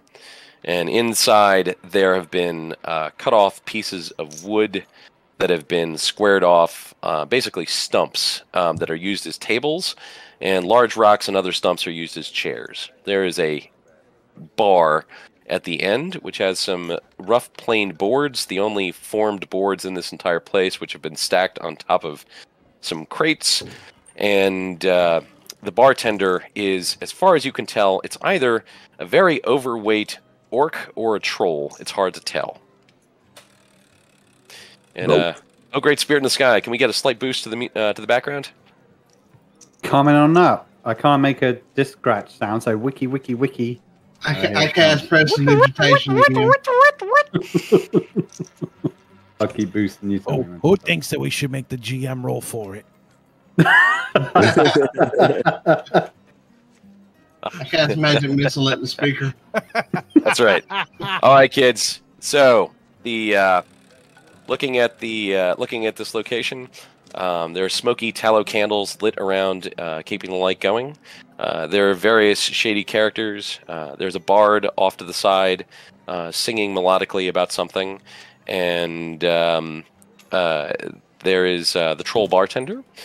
There's various beers and other things. There's a display case behind him. It's the only truly finished, nice-looking piece of furniture. It is an absolutely glorious mirrored bar back piece with polished bottles, everything immaculate. Everything else in here looks like it was dug out by badgers, and it smells worse. What do you do? Get back in the boat. I'm sorry, but you are contractually obligated to stay here and perform your duties. Reminds me of that preview where I read about this place. If you like, we can always hook you up to the machine and have you sign this contract, and you can go home. We raise a lot of money for charity, Dodge. We can go up to the bar and chat to the ogre/orc overweight guy. Indeed. All right. I'll go up and wave to him, point to my dwarven friend, and say, "My friend here would like several ales, please, and we were wondering if you could tell us a bit about the town." Yeah. It's very at the one point he looks kind of like you would expect a slightly sophisticated troll to look. He's got piercings all over, and he's wearing a loincloth, but he has an incongruous set of pince-nez glasses over his nose, which he pushes up slightly. Ale. You want ale, do you? I suppose you're going to want the cheapest available, so you can consume the most possible. Is that correct? Strat, what are you saying? How much ale would you like? As much as I can get. The cheap stuff, please. He'll have the pond water. The cheap stuff, of course. The cheap stuff. Here you are. 1 coin apiece to drink here this evening. Mud. I might just be selling mud in bottles. Such a waste. Here you are. Mud. Now, you had questions about this mud hole? What can I do for you? It doesn't seem like you're very satisfied with your current occupation. Have you looked at the name of the bar? It's called the Broken Hole. The people who come here subscribe to the first part of the name, and mostly the second as well, if you catch my meaning. Well then, why do you stay in an establishment such as this, if you seem to be above it? Well, let's see. For those of us who aren't wearing a collar, it's very hard to get out because the froggies control all the transportation. And let's say that while I've made a good living here, there's Jim over there, the bard, who has some very seditious things to say about the froggies, and they're certainly not letting him out. And he won't go to the machine, so they're not letting him out. And there's no other way out of here except for the shipping. What generally happens after you've been on the machine? How do you not know this? You don't come here by accident. You really have to work to find this place. How did you get here and not know that? We kind of just stumbled into it, you know. We're stumbled? Yeah, just stumbled. This is in the middle of a swamp, a bleeding swamp. You can't stumble here. You have legs that are at least 3 feet long. You would have to stumble with like 20 league legs. You ever have just a little too much whiskey? spot, like kind of what happened to me. I'm curious, since we are You could new have just here, said bad decisions, and that would have been acceptable. Yes. I am a little new here, and we're out of character. We're looking for citizens from Blackmore. Is that right? That's right. Yeah. Okay. Also the princess. We're from Blackmore, and I was just curious. I'm seeing if I have any friends here. While I'm here, do you know if there's any Blackmore folks around town? Well, I mean, technically, most of the people here are from Blackmore. But there are some, let's say, some more prominent citizens. Like I said, Jim, the bard over there, he's one of the more free thinkers. Most of the people here are what you would call rabble. Unlike me, a sophisticate of high demand. Yeah, I'm a pretty classy guy myself. You got anyone a little classier? I kind of tell that there's like a princess or something around here. Is that true? A princess? I don't know. That's what I heard. Well, someone in the back was saying it. I assure you, sir, if there was a princess here, I would actually be able to get some decent conversation, and I would remember. If there is a princess, they're not telling, and she's hiding, probably at the temple. And if she's gone to the machine, she's probably not a princess anymore. Oh, that bad, eh? It's pretty bad. We should probably go and talk to Jim from the sound. 3 trips to the machine, and you're not your own person anymore. They have their hooks into you. 3, you say? 3 trips to the machine. I want to get back on the boat too.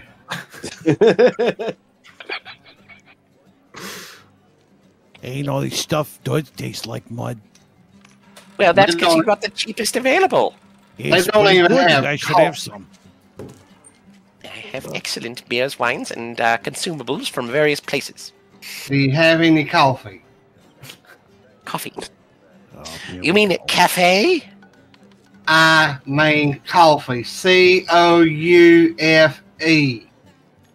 Yes, I have coffee. Then I'll take that. That's the only thing worth drinking in this hole. Why is it everything that's cheap looks like mud and dirt? Oh, that's because it's from the dirt and it's dirty. It's pretty good. There you are, black with the grounds. Just like I like it. Enjoy. Strockmouth, I'll take some too. I will most certainly not. Well, if you're not paying for it and he's not paying for it, he's not getting it. Now, see, are you done with this interview? I'll take a bottle of wine and 2 glasses, please. 2 gold. Yep, okay. Right. Excellent. I'm going to head over to the bard. You guys coming? Hey. Yep. I'll just follow awkwardly behind with a bird on my shoulder. I reckon. Oh, friend, can I offer you a drink? And I'll put a glass down and pour some wine out for him. Hello. Oh, so kind of you. Yes. He's an elf that's dressed up in rather clean clothes for the area. Has a lute and was singing something before about froggies and the blood spilling in the mud, etc. And gladly takes a sip. Oh. I haven't seen your faces here. What can I do for you? A man who buys a drink deserves a free conversation. Yeah, thought you looked like a sophisticated fellow. What brings you here? Well, I thought I'd be going to a place where I could chronicle some interesting history. Instead, I found a backward culture based on conspiracy theories, nonsense, and brainwashing. So and plenty of that was the good part. So plenty of interesting things then. Oh, so many interesting things that people should know about, good friend. So many interesting things. Would you like to tell us your story? I just did. I came here. I was hired to chronicle the history of the place and the development. And I no longer have employment because I told them what I thought about their culture and their plans. And now I can't get out, And I'm lucky I wasn't one of the recruits, or I'd be walking around with a collar.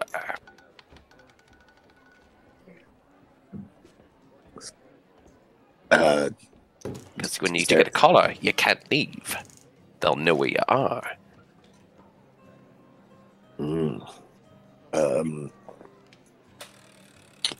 So nothing extra interesting? Any guests that...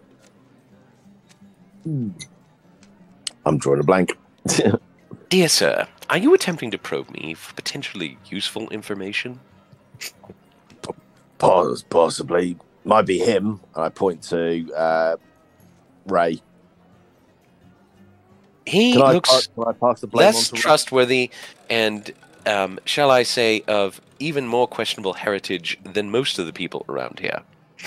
But let me put it this way.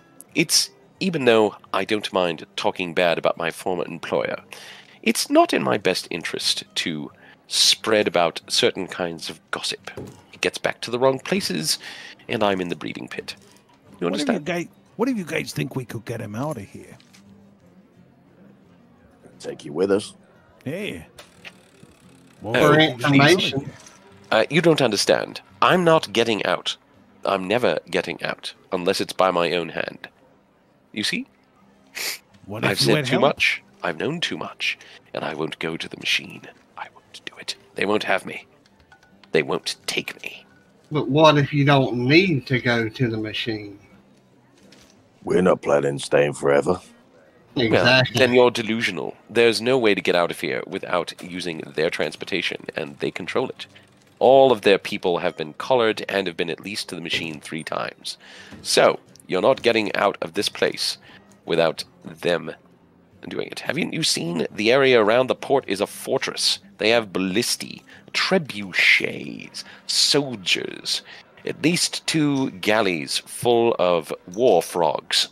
And that doesn't even count at night. They can let loose their minions, the killer frogs, from the dungeon to swarm the waters, and they'll hunt down anything that's in the area. Dale looks at his group. We're not delusional. We're the best. Now, hang on there. I don't know about that. Killer frogs, he says. Okay. Now let's think about this. We got a killer hawk right here, so I think we'll. All right. As much as I, respect Rick questionably, I don't think we can go around beating up an entire army. All right, guys. So think about this. So right now you have a scenario where you're going to have to convince the guy, which means you're going to have to offer him something, or you're going to have to threaten him. You're going to have to convince him that you can do something, which means if you're saying you can get him out, that might be enough because he wants out. Someone is going to have to make the parlay roll to try and convince him, though. Who has a high charisma? I have a +1. That would be you, sir. You have a charisma. That would be charisma. The guy with the moose ears and the antlers is the most charismatic of the group. Well, I also have my parlay as well, too, so... Ooh. If I That's buy him something. true, and he is drinking. Do you want to give that a shot? Hey, I know you're pretty stressed out. Could I buy you another drink? It always calms me down. Sure. Why, of course. Be happy to. I'll leave it. I'll leave him pay for it. You ask this thiefy guy here. Well, I'm certainly happy to take that. Let's take a sip here. And I believe Liam is activating his dwarven racial ability, which means that if you have a drink with someone, he can parlay using Constitution instead of Charisma, which makes all kinds of sense. So that would be +1 for you, I believe. Yeah, well, yep, +1. Drink. Chug. Listen, you're gonna do it. You're doing Sip, right. sip. He's not drinking coffee. Get out of here. So I have rather bad news for you, Strotmath. Oh, jeez. Avery says you got a 1 plus. What is it? 2 plus 1 here. 2, 1, and 1. 2, 1, and then +1, so 4. So that's a failure. He looks at you and says, "So you have a choice, okay? Okay. I will give you a choice as to what happens at this point. Okay. He goes. You can have at this point. He goes storming out and opens the door, and several of the Frog Temple's Inquisition will storm in and arrest all of you and put you in the prison up in the temple. Oh. Or he will agree to go with you, but a spy will hear the entire conversation and report it back to the people, word for word, in the temple. Your choice. Yes? Can I use my golden route in this situation to prevent any of these two? You cannot, because this is an action that's going on right now. Sure. But that would have been a good move prior to this. It might be something you might want to use on one of the more influential people in the area. So I think I'm going to take us to the prison since this is where we want to go. You want to go to the prisons? I'm down for that. That sounds fun. Yeah. All right. So we are going to skip the whole infiltrate and go around, and you guys are going straight to the Huskow. Yes. Go to jail. Do not collect 200 gold. Temple. Already arrested. Let's go to the dungeon music. Oh, great spirit in the sky. You should have drank coffee. I told you to drink coffee, but you won't drink coffee. No. So the walls are broken, or the door is broken down. Several frogs wearing wimples and chainmail come in with clubs and batter down the people inside. It's bad, you guys. And the monk that you guys were talking to before? Kermit? Dennis. Dennis. Dennis is in the middle of the group, and he looks around and points to the rest of you. Yes, those are the ones. I thought they'd come here. I was right. Here you go.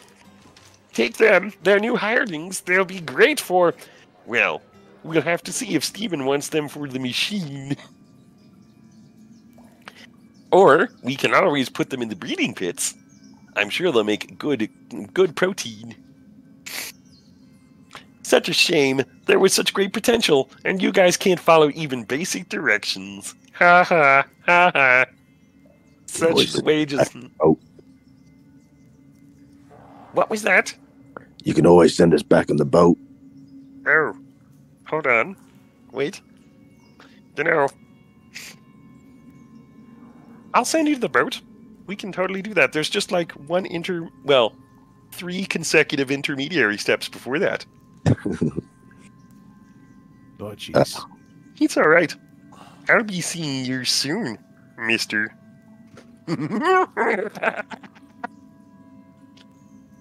And you guys find yourselves in prison. They take your useful equipment, leave you your clothes, and put you in separate cells. You are ushered, you are blindfolded, brought up through the temple, so you can't figure out what's going on. Hey, Frank, what happens to Rick in this process? I probably would have... what do you do with him? I'm asking you right now what you do. Off my shoulder and wanted him to kind of follow us from the air so that they couldn't take him, but he would be like tracking with us. All right. So, are you going to try and get him? Are you going to have him follow you into the temple, or what are you going to do? Yeah, if he can follow us into the temple, I'd want to try to get him with me in some way. Like if there was a window to the jail cell or something, or if it's like inside. I'm not sure he like stealthily swoop in. That's fair enough. He's going to need to make a, what would that be? Cunning roll, I believe. This is not really in the system, but we're going to go with it anyway. Since he's trained in stealth, it's one of the things you picked. Give me 2d6 plus 2. All right.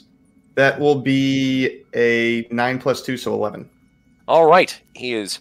So several things happen in this case. Well, although you're blindfolded, Frank is able to figure out where you're going, and Rick...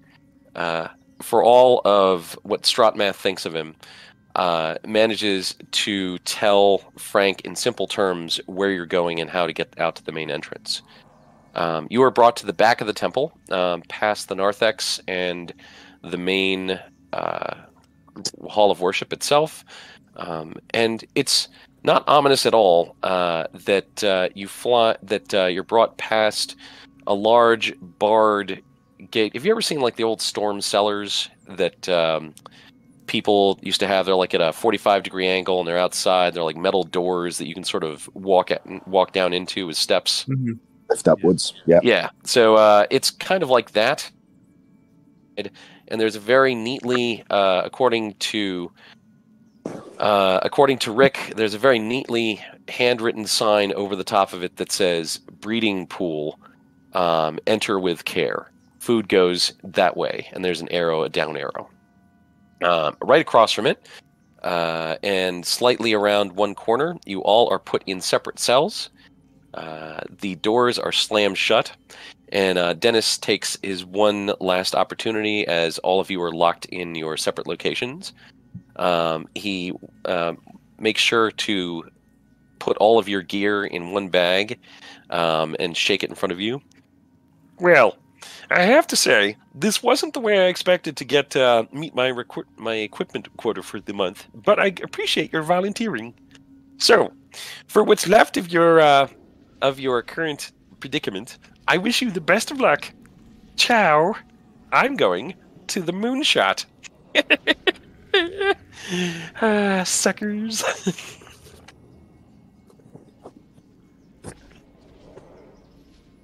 Hockey Evil Kermit walks away, and you're now in the middle of. So you're correct in that you've made it past the temple doors all the way into the inner complex. The one guy has walked off with most of your equipment, but you are by yourselves in your separate cells and can probably talk amongst yourselves as long as you keep the voices down. Also, Rick is outside and can spot for you. Ooh. If Frank chooses to talk about it. So, talk amongst yourselves. So, guys, what do we do now? Told you we should go back in the boat. Told you should have got coffee. We gotta get out first though, and then we can get to. We gotta get the princess too. Can we see anybody else? Are there any other prisoners in here with us? Can I have Rick the Hawk spot for us and see what's out there? Sure. So to answer both of your questions, Rick flies around. There are several empty cells. There is an iron door at the end of this hall, which is double barred and has another neatly hand-printed sign. If OSHA had been here, it would definitely be happy with the quality of the signage, and it says, "No admittance except for Inner Circle Brothers." Mm. And the other direction lies, according to Rick, the hallway with the, quote, breeding pools, unquote. Is there a set of keys hanging on the wall? There is not. Oh. Ray will ask Frank, can your budgie see if there's any guards out there wandering around? Yeah, let's see if he can see guards. You just called a hawk a parakeet. That's great. Did you say parakeet? Budgie. Sorry, my dodgy Irish accent is... That's awesome. I'm happy about it. So, Rick has absolutely blown his stealth roll up to the max and has no problem scouting for the purposes of the scene and flies around back and forth. There are guards outside of the hall going into the breeding pool.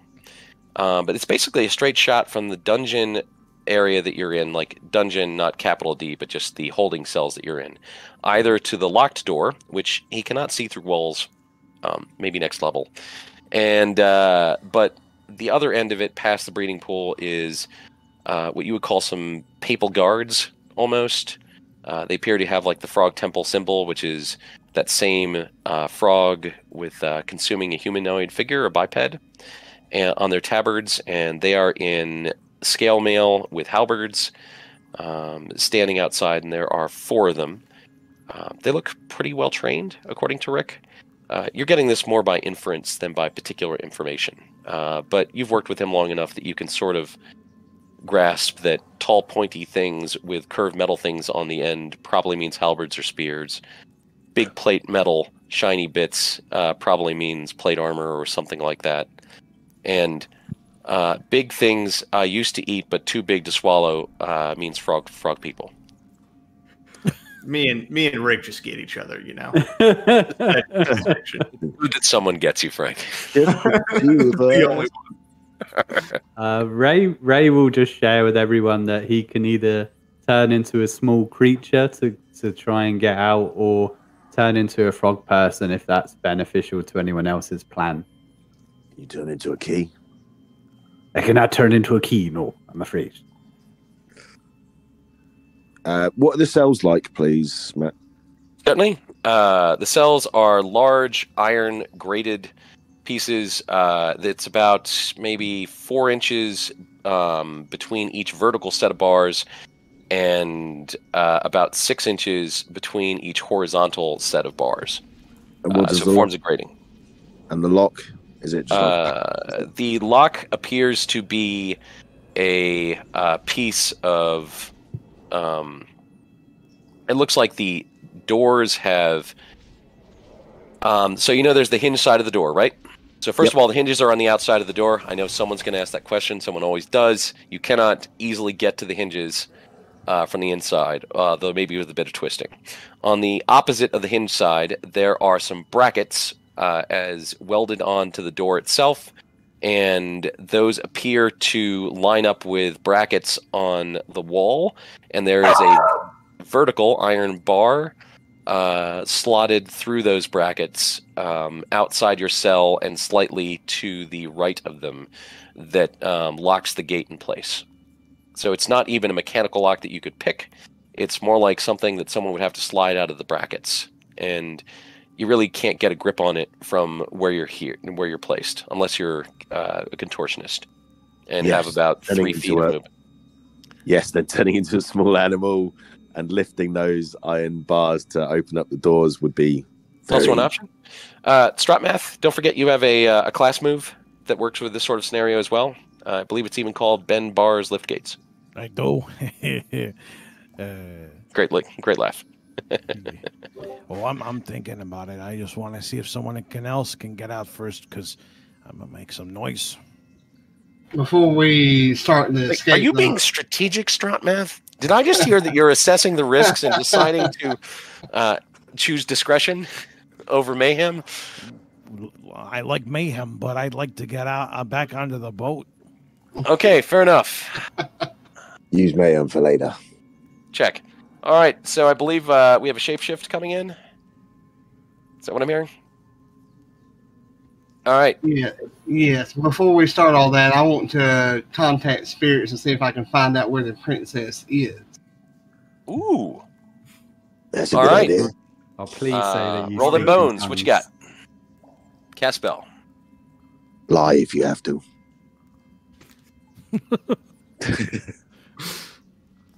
11. Nice. I don't. Hey, it's in the chat. And PCs and die rolls I can't argue with. All right. Everybody, I apologize for every bad thing I have said about you. Yeah, it's pretty bad when the when two of the players are GMs that use the same die rolling system. Alrighty, so you contact a spirit. You ask it where the princess is. You are successful. There's a little bit of discussion, and you get to answer one question. And she is on the floor above you, past the door that's locked at the end of your hallway. For flavor, I'm going to say, "Dear great coffee spirit in the sky, where, oh, where is the princess that we seek?" And then I tell everybody where she is. And then I look over towards Stratmath and say, "See." So what you get is a graduated image of a drip coffee maker with chambers, and there's the chamber that you're in, and they're one drip above you, past the chamber to the left, which is the one that's locked. Okay. I relay this information and look at Stratmath. "See, I told you coffee's better than that liver-killing stuff that you drink." You know, I don't even want to hear it right now. Okay. Of course, according to Stratmath, can't see anything that he's doing or verify anything that's been said, except that Dale is talking about coffee and is asking random things in the sky to give him random information. Right. That's I think this guy's a little crazy, but who knows? You're hearing voices from a coffee man. All right. exactly. Dale does. All right, so, oh great swamp moose druid, what are you trying to shapeshift into? I'm not sure. I was going to ask, before we go forward, would it help our party for someone to do discern realities and ask questions about the location, or is that sort of null and void here? I mean, you've got plenty of time. If someone wants to do a discern realities and investigate the cell in the general vicinity, they certainly can. You are limited to questions about the hall that you can interact with. I'm trying to think what my questions are. Yeah, if I roll, can everyone else ask questions? Because I've got pretty good wisdom. Well, they're all the same questions. So, Yeah. Although it's true that Dodge has a couple of different questions, so maybe you should roll separately and see what you come up with. Okay, do you want to roll, Dodge, and we'll see how you get on? Hey Google, roll 2d6. It's 6 and 2 for a total of 8. Yeah. I get All one. right. Hold, please. What am I rolling with? Actually, what's my... All right, so you got 8. Yeah, so it's 2, so it's 10. I got 10. Nice. If it's 2 for Oh wisdom. boy. Notice how Matt does not grumble and groan. That's because I'm Well, listening to well, Jaws in the background, and I can't grumble and listen to you and Jaws at the same time. All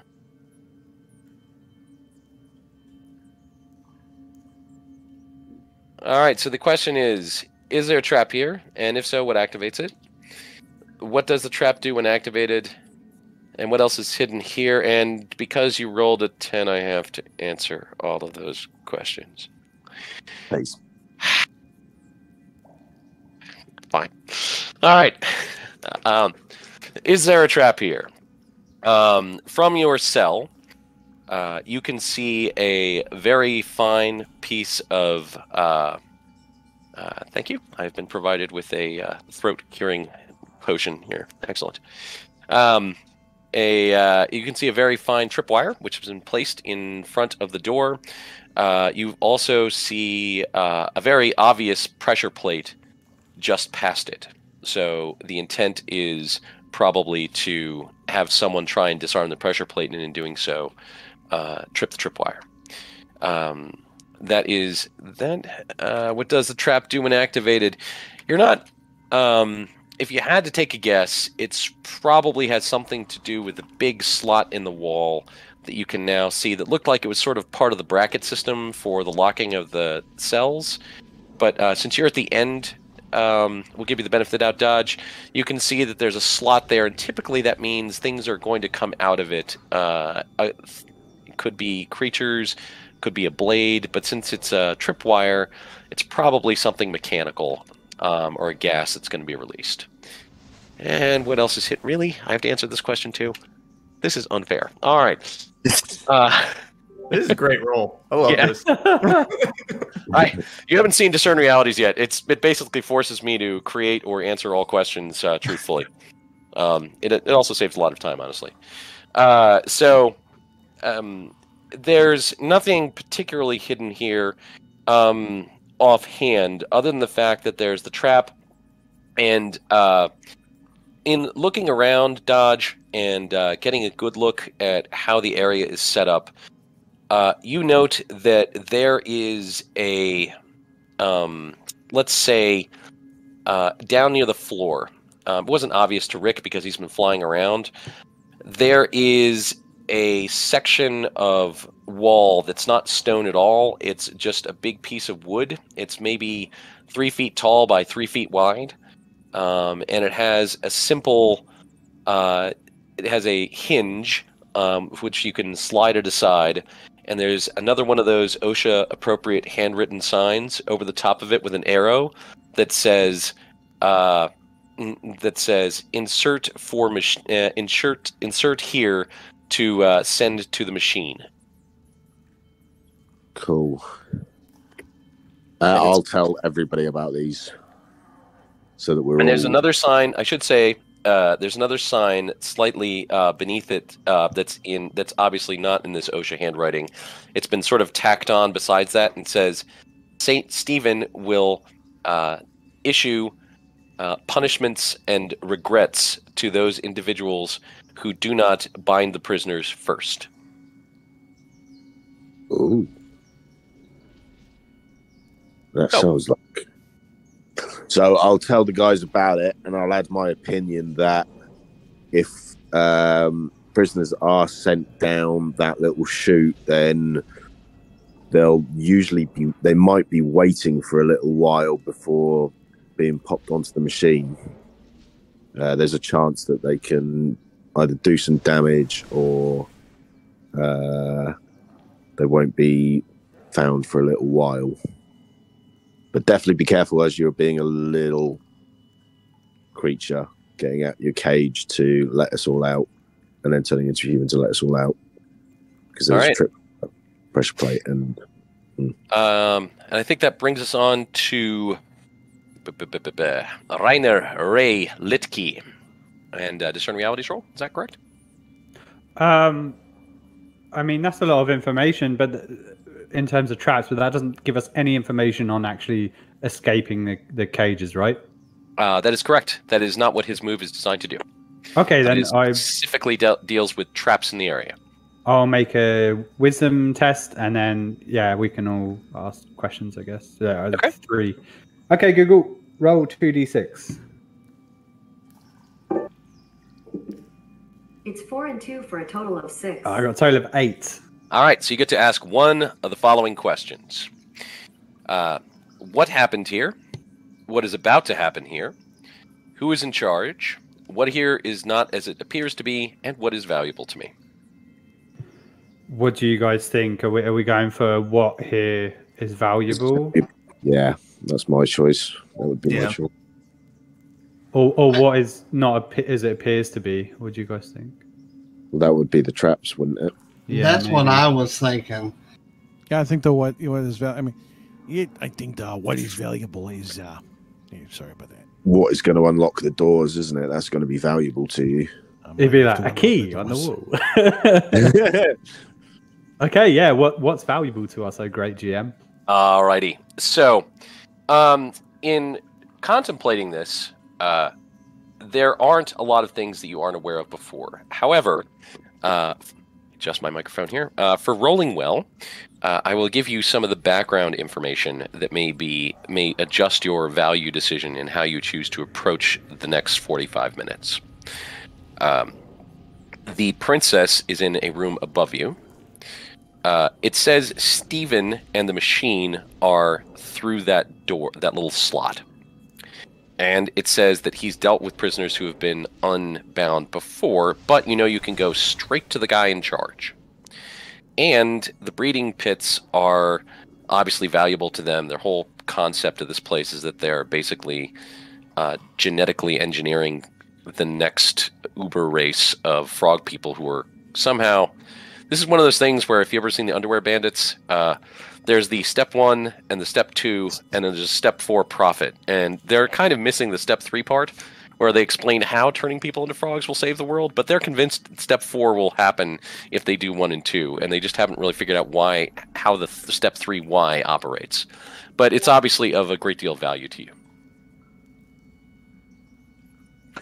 All of these are potential pain points.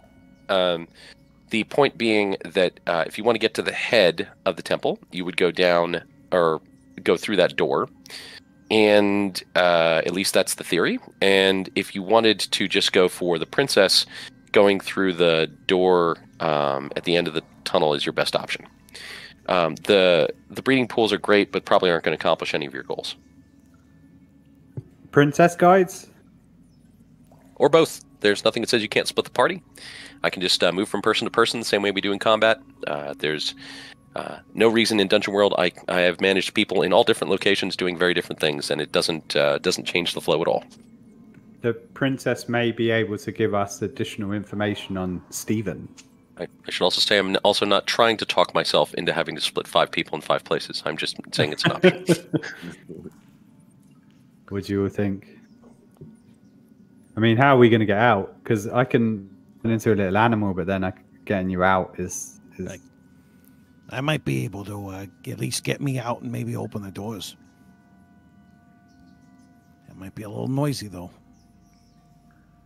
If it's noisy, I can get out, turn into a frog person, and if they come in, I can be like, "Oh no, they've escaped, and come help me," and we can kick crap out of them. Yeah, I mean, but you'd be all like not looking like them totally. You wouldn't have your weapons and all. Oh, that's true. Yeah, we're unarmed. I thought we could just move the vertical bar to unlock the cells.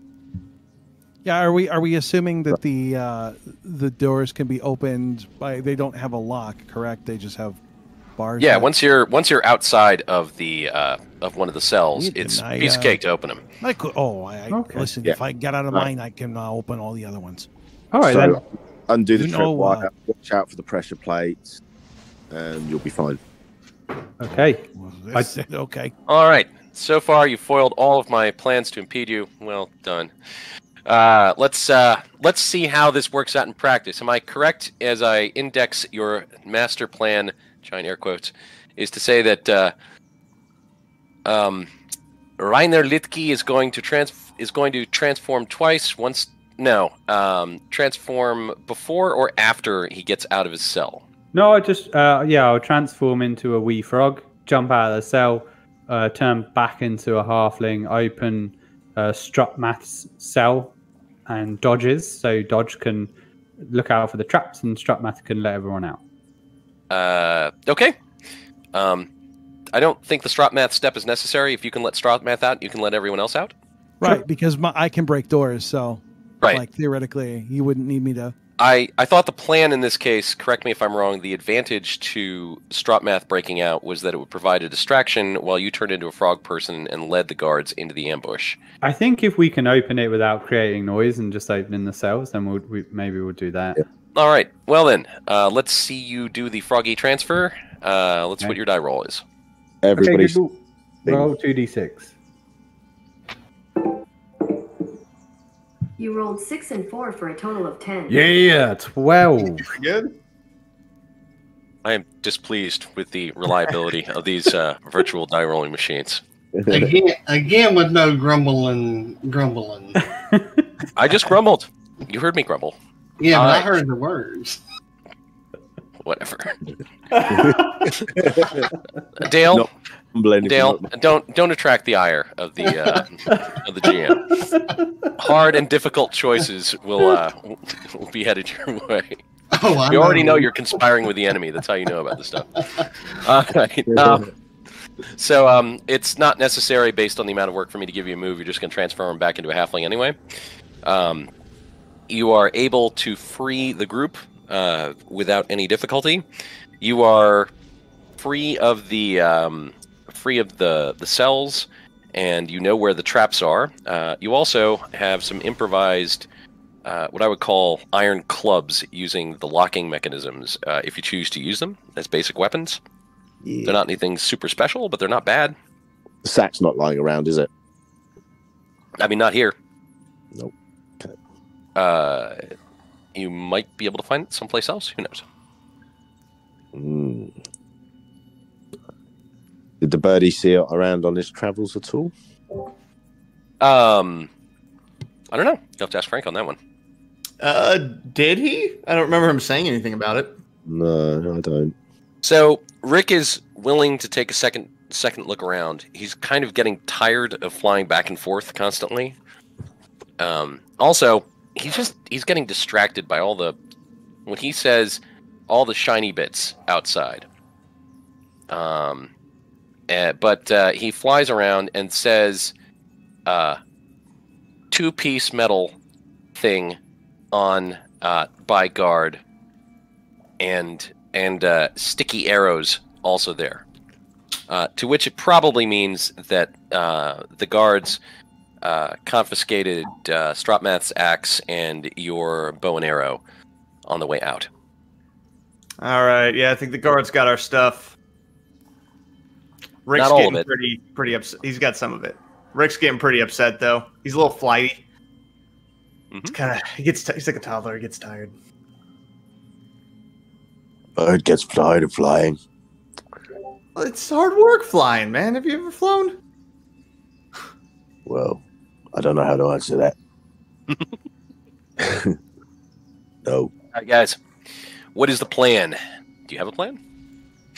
Are you going to solo onto the machine with your improvised weapons? Are you going to go up the stairway? Are you going to take a break to try and get your equipment? Are you going to try and exterminate the next generation of frogs? All of the above, or some of the above, or none of the above?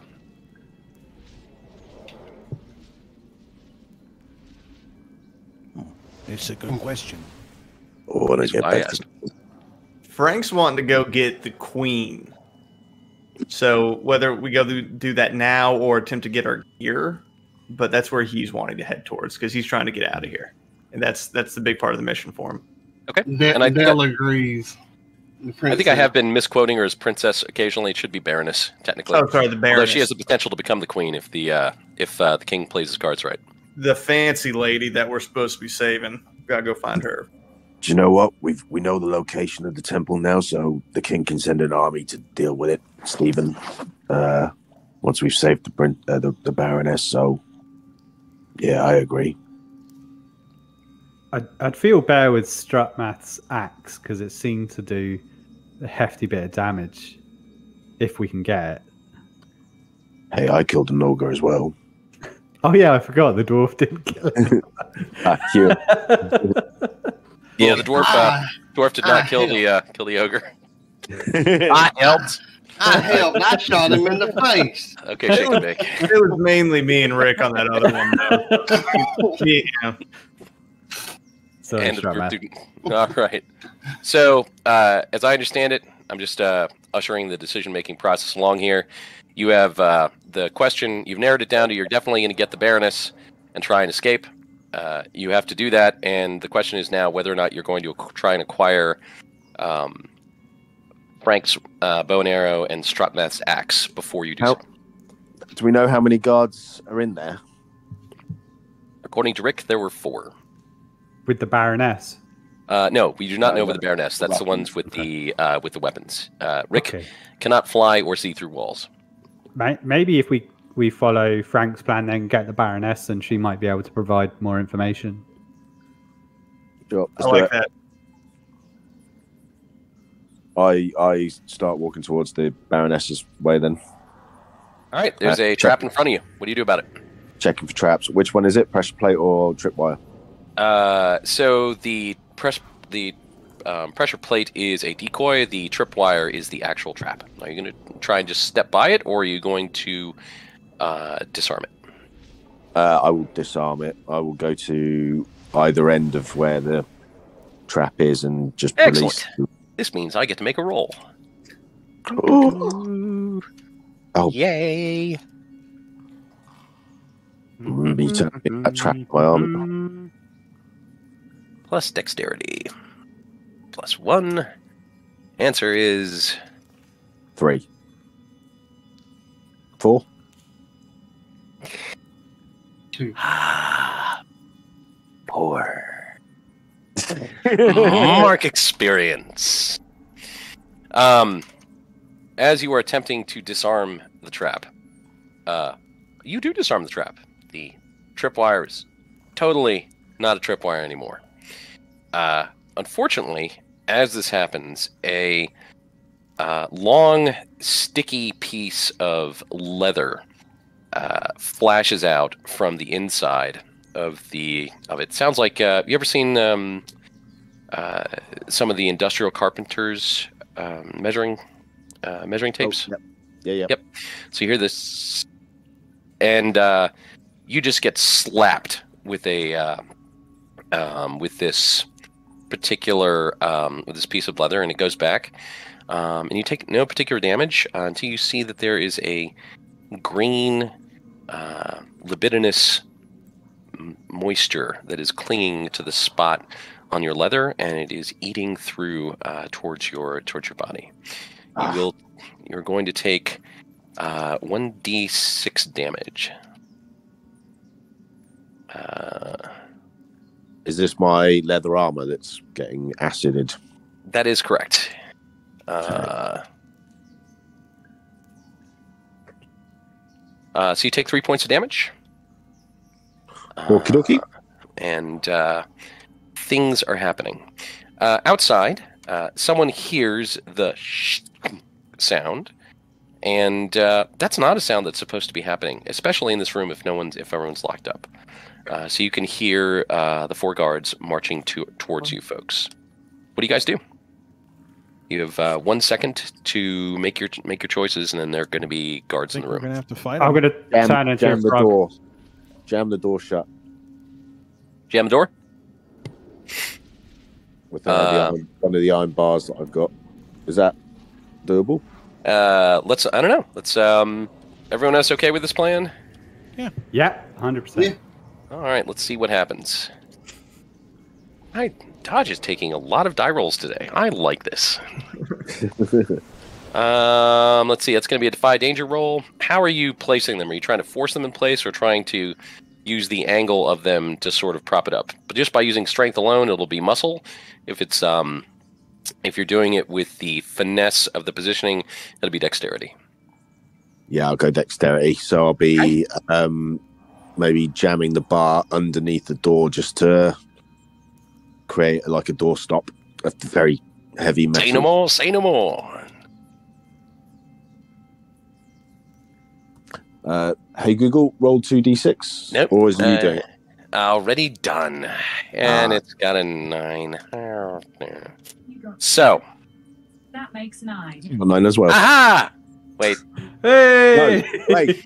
No. So 9 + 2. I'm forced in 11. honesty to point out that I did not tell you I was rolling, so we may end up going with the higher number in this case, which defaults to 11.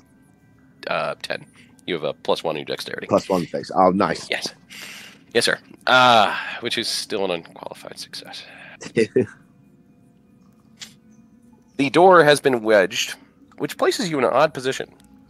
Your weapons are on the outside where the frogs are trying to get in, but you have some breathing room. The trap has been sprung and will not be reactivated. What do you guys do?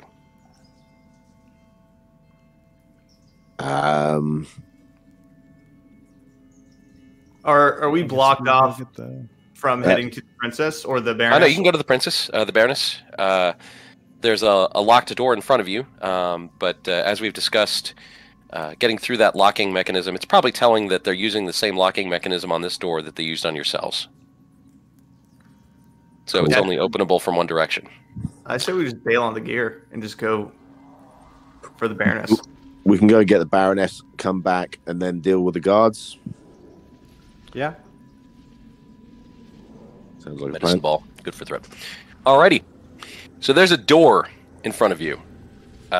You unbar it, and there's a stairway that goes up. I'm going to take some liberties here because we're running a little bit on time. And you move up the stairs. There is a much more, let's say, posh setup here. There's still the barred gated doors. However, the insides of they're just 2 rooms. And then at the end of the area, it's just a blank wall. You surmise that you're probably underneath one of the quarter towers on the inner wall bailey. And there is in each room, there is a larger, more comfortable bed, what you would assume to be a bathroom setup, carpets, and a couple of books for reading. It's a very comfortable prison, as such things go. However, everything is bolted down, and it doesn't look like there's any all the materials are easily restricted or look like they're fairly flimsy. So you couldn't, if you tried to tie a rope with the bedding or something like that, it would probably just tear. Someone put a lot of thought into making this both comfortable and totally useless to escape from. On the left, there is a young woman. She is not what you would expect in the future princess of a kingdom. She looks more like an Amazon, which is fitting with the Baroness's reputation. It's said she could outfight 2 out of 3 men in her kingdom and outrun and outdrink all but 1 or 2. She's a very strong-looking woman, if this is her, and is sitting currently at a table, looking at a book, and is very carefully taking a spoon and is offhand-like-ish, scraping it against the stone wall, the handle of it. Yeah, sharpening it. What do you guys do? Baroness. Hello. I don't think I've met you. Are you more of Stephen's hirelings? If so, I'm still not talking, and I'm certainly not signing that contract. Kind of, Baroness. We're very new here. We're under orders from the king to rescue. Oh, the king, is it? My. We could also use your help getting out of here. An extra person to fight. That makes 1, 2, 3, 4, 6 of us. Yes. And a spoon, a sharp spoon.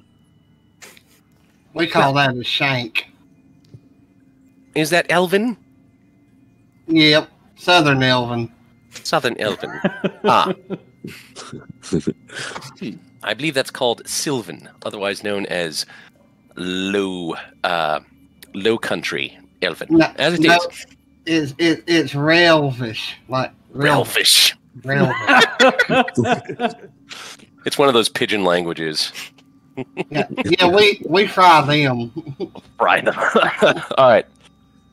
Well, if you can get me out of here, I'd be happy to help. Get me a weapon and a target, and I assure you I will be of great assistance. You have, if you can get her out of here and get her a weapon, you've got a +3 hireling warrior who's happy to expend uses of that +3 to add to your damage in melee attacks. Sweet. You got a weapon right there. The shank. Oh, this isn't a weapon. It's a field expedient item. I wouldn't call it a weapon.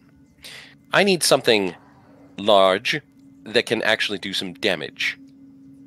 Like Strotmath here, although he's not very tall. We have one of those bars. Hey, no, you. Does the wizard I don't know need if he has good core strength and can actually stay rigid. I could probably use him as a mace. Sure. Hey, wait a second. Don't I have a say here? Well, man, perform magic? Take one for the team. It'll be fine. We are in a bit of a rush. We have triggered a couple guards, so we may want to get going before they come fight. So why are you talking? Get me out of here and let's go. I'll give her Ray's bar he took from the cell. Okay. Sweet. We have multiple bars around, and you can hear that the frogs below have probably almost hacked their way through the door.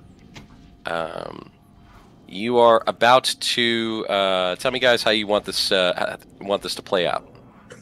Does the wizard need an iron bar, or can he still perform magic? Wizard can still perform magic if he wants. Yeah, he carries his magic with him everywhere he goes. So if you fire off the first shot, and then we'll follow up with bludgeoning. That was my thoughts. Like duck around the door, fire, boom, boom, then duck back. Bludgeoning sounds more like something that Dodge would do. Ray will ask Strutmath if he should turn into a frog folk and pretend Strutmath has him hostage to maybe try and get out. Ooh, interesting. What? Is there anything more predatory you can turn into, like a giant snake that eats frogs?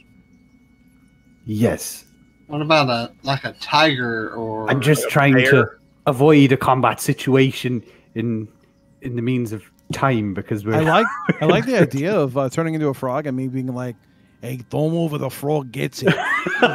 They care about each other. Gets it. Kermit gets it.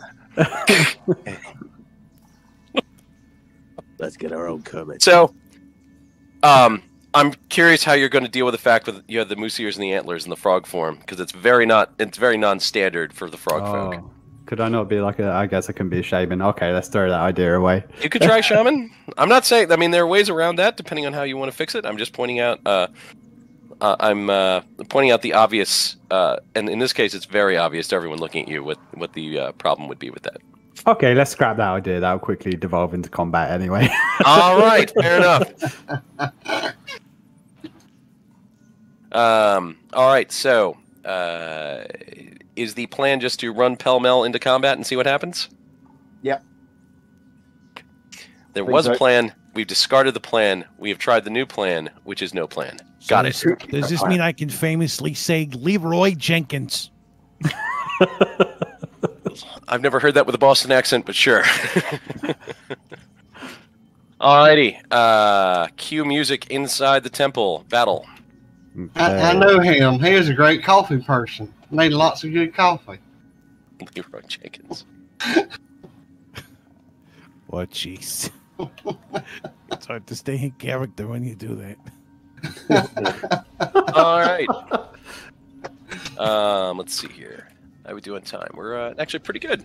All right. So, looking around at the eventual circumstances, 4 frog folk guards in scale mail, which for anyone who's interested is 2 armor, and holding halberds.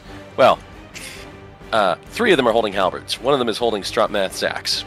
Hey. And he very explicitly looks over at Strotmath, and if Frog can smile, he looks pretty pleased with himself. It's so much so that as he walks around the corner, he licks the axe. It's mine now. It's like Gene Simmons. And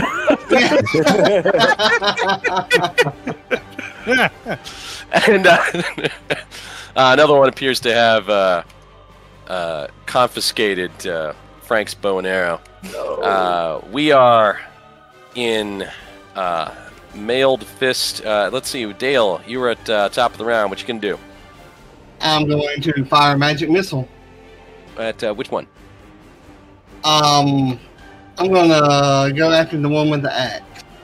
Alrighty, roll them bones.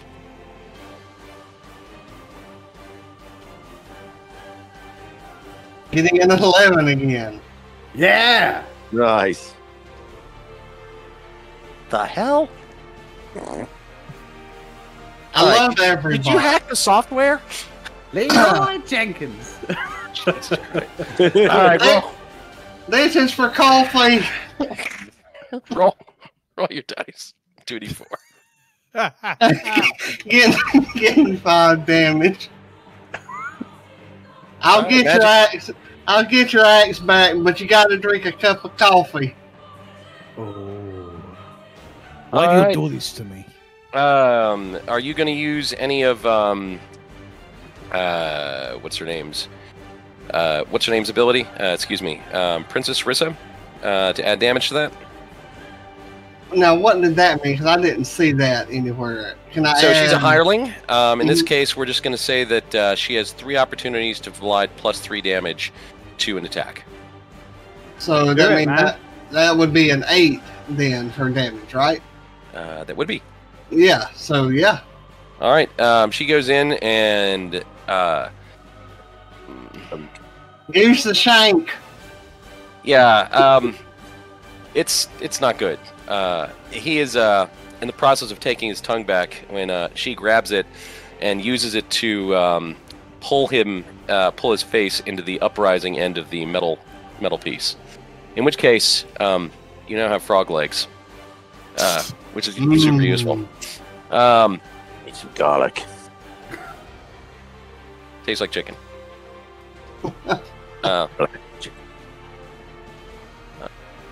Dodge, what you doing? So I don't actually have a weapon because Sure you do. You can have one of those iron bars. Didn't I use it to block the door? There are lots of iron bars around here, man. You used a couple of them. Okay. Cool. I would like to run in and club the axe wielding, I suppose. He's dead. Oh, he's dead. Okay, cool. I mean, you can beat him. You can beat what's left of him if you want. I have no problem with that. I'm just letting you know that your target is no longer Compass Mentis. Yeah, don't need to tenderize him anymore. I'll bludgeon the axe, the bow and arrow gent, then please. All right. For vengeance. Hey Google, roll 2d6. You roll 1 and 3 for a total of 4. Does somebody else want to roll for me? That would be a 5, sir. So you go to swing and tenderize the guy, and That's interesting. Cute. But I'm not interested in you. Stephen just wants her anyway.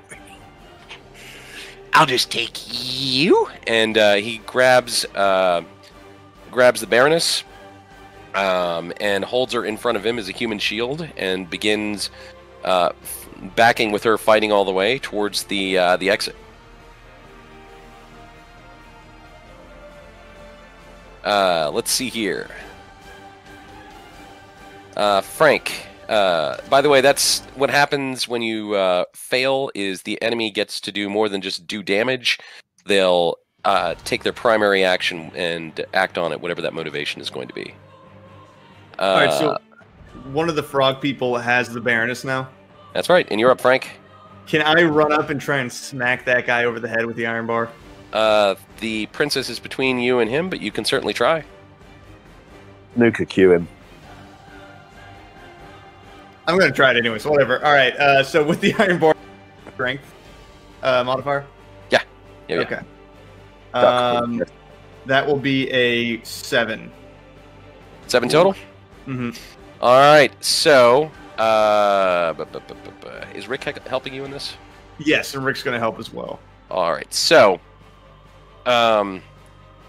the guy. So first of all, let's see what your damage is. Your class damage, I believe, is a D8 as a ranger. Yes, that's going to be 4 plus Rick's 2, so 6. 6. All right. So the metal piece scratches him a bit, bongs off some of his armor, but you do hit him for 4. It's still a sizable hit, enough that it gets his interest. He is not going to attack you back, but instead is going to lick the princess, or the Baroness. I'm just going to call her princess going forward. It's obviously stuck in my head for some reason. And he secretes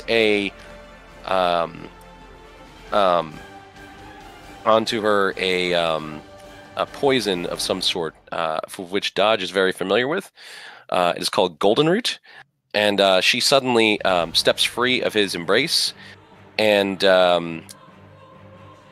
takes the iron bar that she's having and starts to square off against the rest of you. I can't believe I left that nice, comfortable place to get messy with these people. Who did she look at first? She's looking at all of you generally. So we're her trusted allies then. Well, she's been inflicted with golden root poison, which means that she sees them as trusted allies until proven otherwise. Which is good that they did the human shield routine before this instead of after. So damage has been dealt. Let's see here. Ray Reiner Litke, what you can do?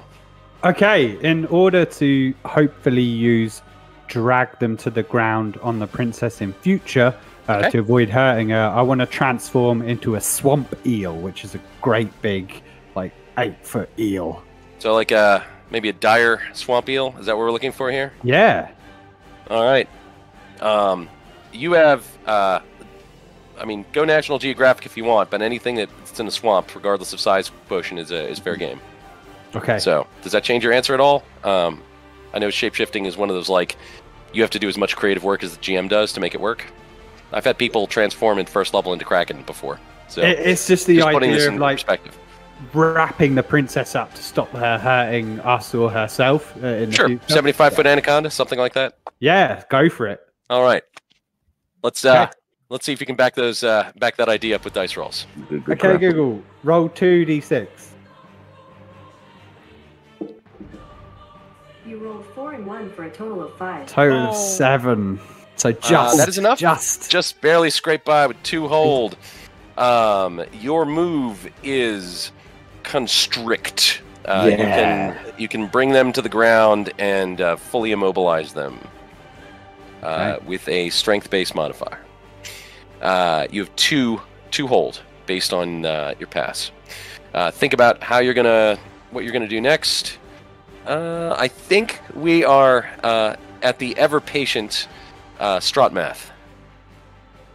Yeah, well, can I use my turn to retrieve my X? Sure can. Oh, yeah. That's not even an action. You can just walk over and pick it up. Oh, what do you want to do with it? Pick up my X. I'm going to attack one of these froggies. Okay. Which one? I'm going to get the one with the bow and arrows. Oh, yeah?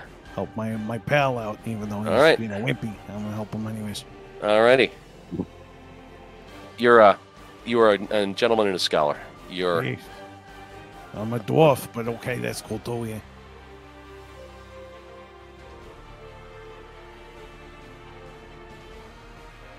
Let's see here.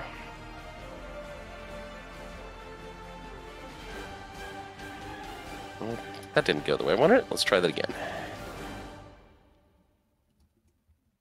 Strength.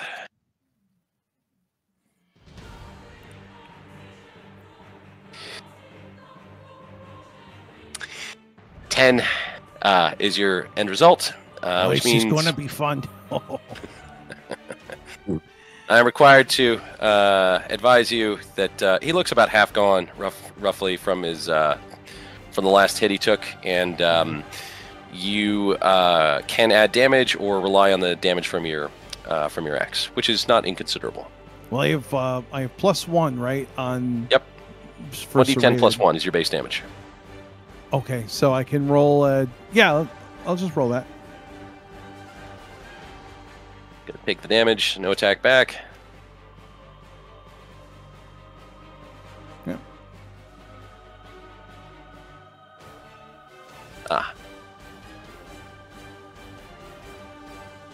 My inexperience using Avery as a dice roller is beginning to show. I'm used to using Rollum, which you just type the die you want in. You don't put the argument in the beginning.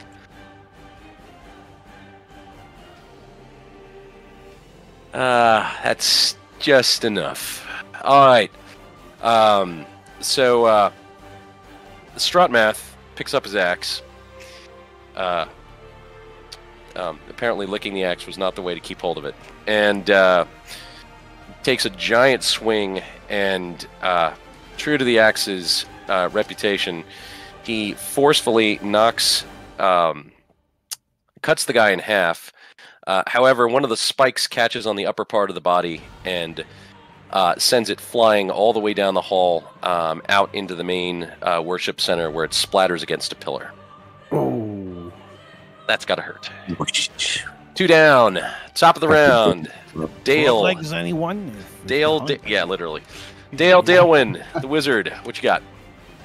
Without missing a beat, as Ray turns into the eel, I spout out, my anaconda don't want none, and then cast magic missile again at another one of the frogs.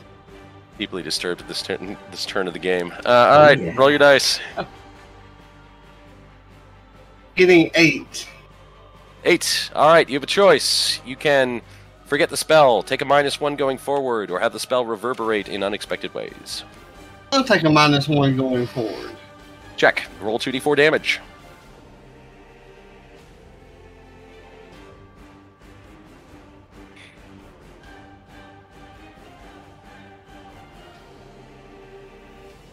Four damage. All right. Blasts right past his armor and hits him for roughly half of his health. These guys have, you can determine now, based on the damage that you're doing, about 8 health apiece. Scale mail makes it seem like it's more than it is. Magic goes right past armor, though, so good for you. Bam. And did you hit the guy on the left or the guy on the right? The guy on the left. Okay. Guy on left is half. Guy on right is full. We move down to dodge. So, do I know how to fix golden root poison on the princess? Yeah, sure. Cool. I'd like to do that and bring her back onto our side then. If possible. Knowing how, and let's say you have. What I'm going to say is that you can make a parlay check. You can use wisdom in this case, which is your highest stat, because you're using your knowledge of poisons in order to try and use common sense to break through the spell's ability. This is a non-standard action. We could also just say it's defy danger using your wisdom stat. So let's go with that. I'm assuming you would like to roll? Sure. Hey Google, roll 2d6. Go on, Dodge. Come on. 6. 8. 8. That is enough. You break her free of the of it with the argument. This does, however, put you both in a difficult situation where one of the other, let's say you're off to the side and it's going to be hard for you to engage in the next round of combat directly because you had to sort of step away to do the battle. That brings us down to Frank the Ranger. Do I know where my bow is? Is that still on someone? Yeah, it's on the dead guy. The last one they just killed. Can I snag that? Strop math cut in half. Oh, okay. Can I snag that? Sure. Yeah, I'll grab that and then I'll shoot at the remaining guy. All right, so we got 2. Do you want to go the guy on the left that's damaged, the guy on the right that's not?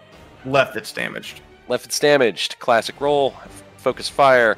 That'd be a dex roll. Oh, that'll be a 4. Or, ooh. That is, I will give you a choice, sir. You can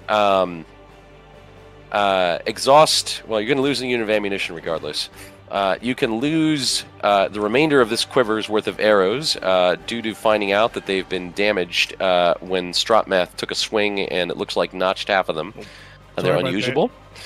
Or you can have that arrow go by and severely wound the Baroness. Your choice.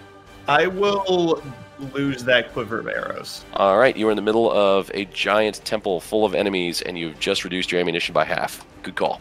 All right, save the princess. I'm a gentleman. Is that what they're calling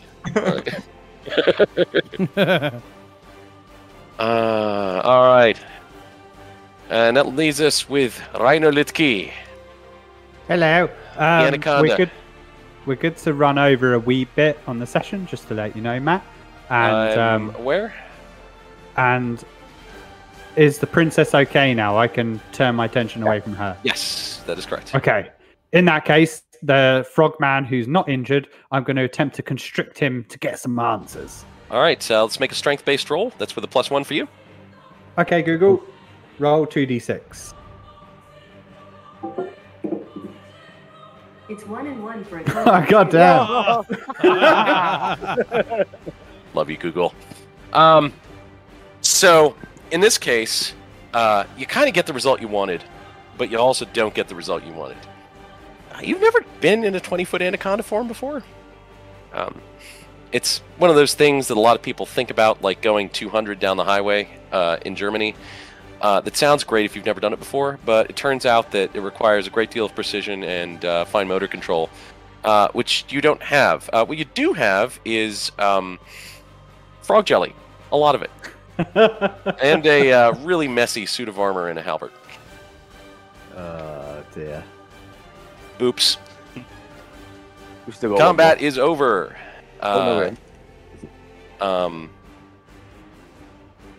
So you can hear, and at this point, you have the princess.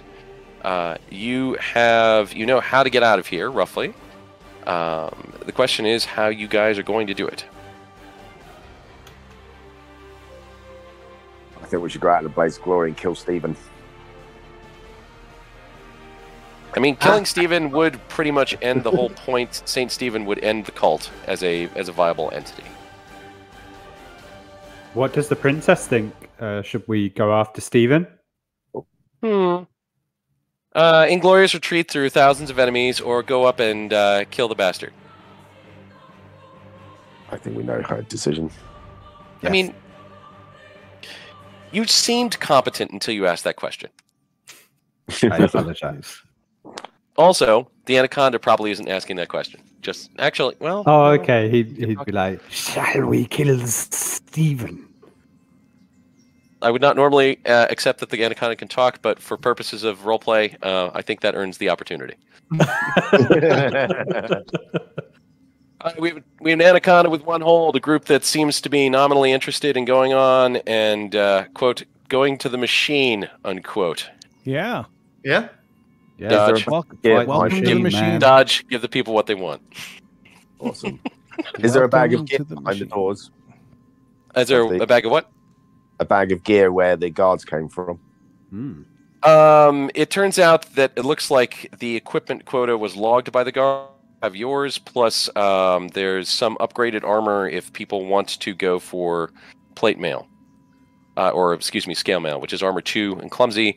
Of your group, the only one who might be interested in trying to make it work would probably be Strutmath. I don't believe the rest of your group members, there's a clumsy tag on it, which would modify a lot of your dexterity-based moves. I'll take that. That sounds good. All right. I go 2 more armor. clumsy. There's also a strange, what looks like bent staff piece of wood hanging off to one side. Does it look Dale. magic? I take it.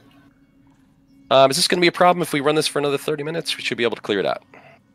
Yeah, let's ask the powers that be. Oh, great powers, can we run for another 30 minutes?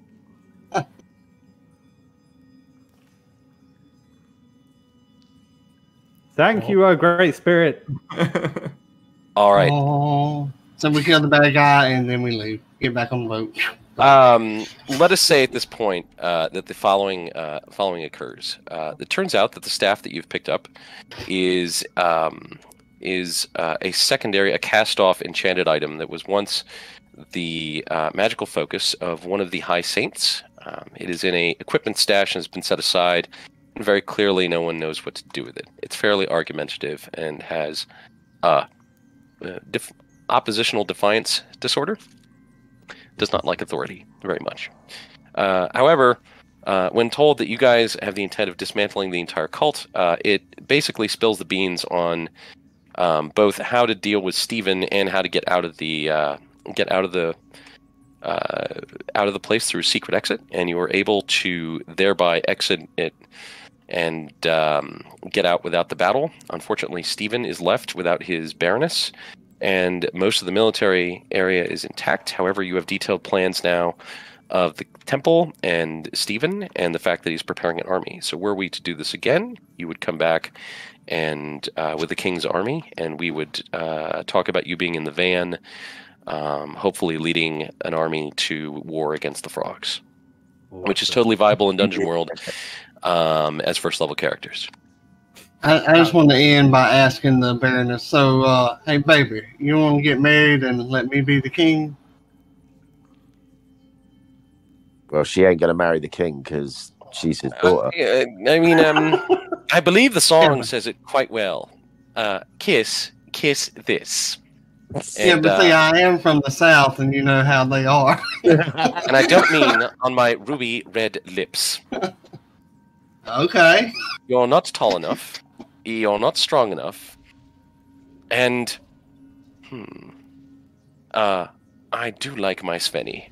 So, unless you're going to lead a great army to battle in victory, worthy of the tale, I will, at this time, decline your courtship, sir. Though I appreciate the interest. Well, Felicia. Well, you could try and lead the battle next time. And I believe that's queued for end of stream music. Jawohl. Just lining it up now. And only 5 minutes after. All right. Thank you all for attending. This was Knights of the Braille and Everyone Games. Again, this was Paul, Richard, Jim. I want to say Frank, and I know that's wrong. Liam. Hi. And we have Brad as well. Thank you all for playing today. It was an outstanding game. I hope you all have enjoyed a skimmed down section of Dungeon World. Just about everything you played here today was bog standard, and I appreciate in particular Jim running the music in the background. I usually do it in my own game, so it's nice having a great spirit in the sky to ask for stuff. As well as our interpreters and Big Chris and Mostly Blind Gamer making this happen from the shadows in the background. Any closing thoughts before we move out? Thank you so much, Matt. That was an amazing game. I had a ton of fun. It was. Yeah, thank you. It was a lot of fun. You're very welcome. I run pretty regularly here, occasional games, so if anyone's interested, stick around, and maybe we can reach out, talk to me after the game, and we can always see if we can put something together. All right, thank you, and It was a lot everyone. of fun. Thanks so much. Thank you. See ya. All right, peace out. And guys. stream is done. Woo. Nice.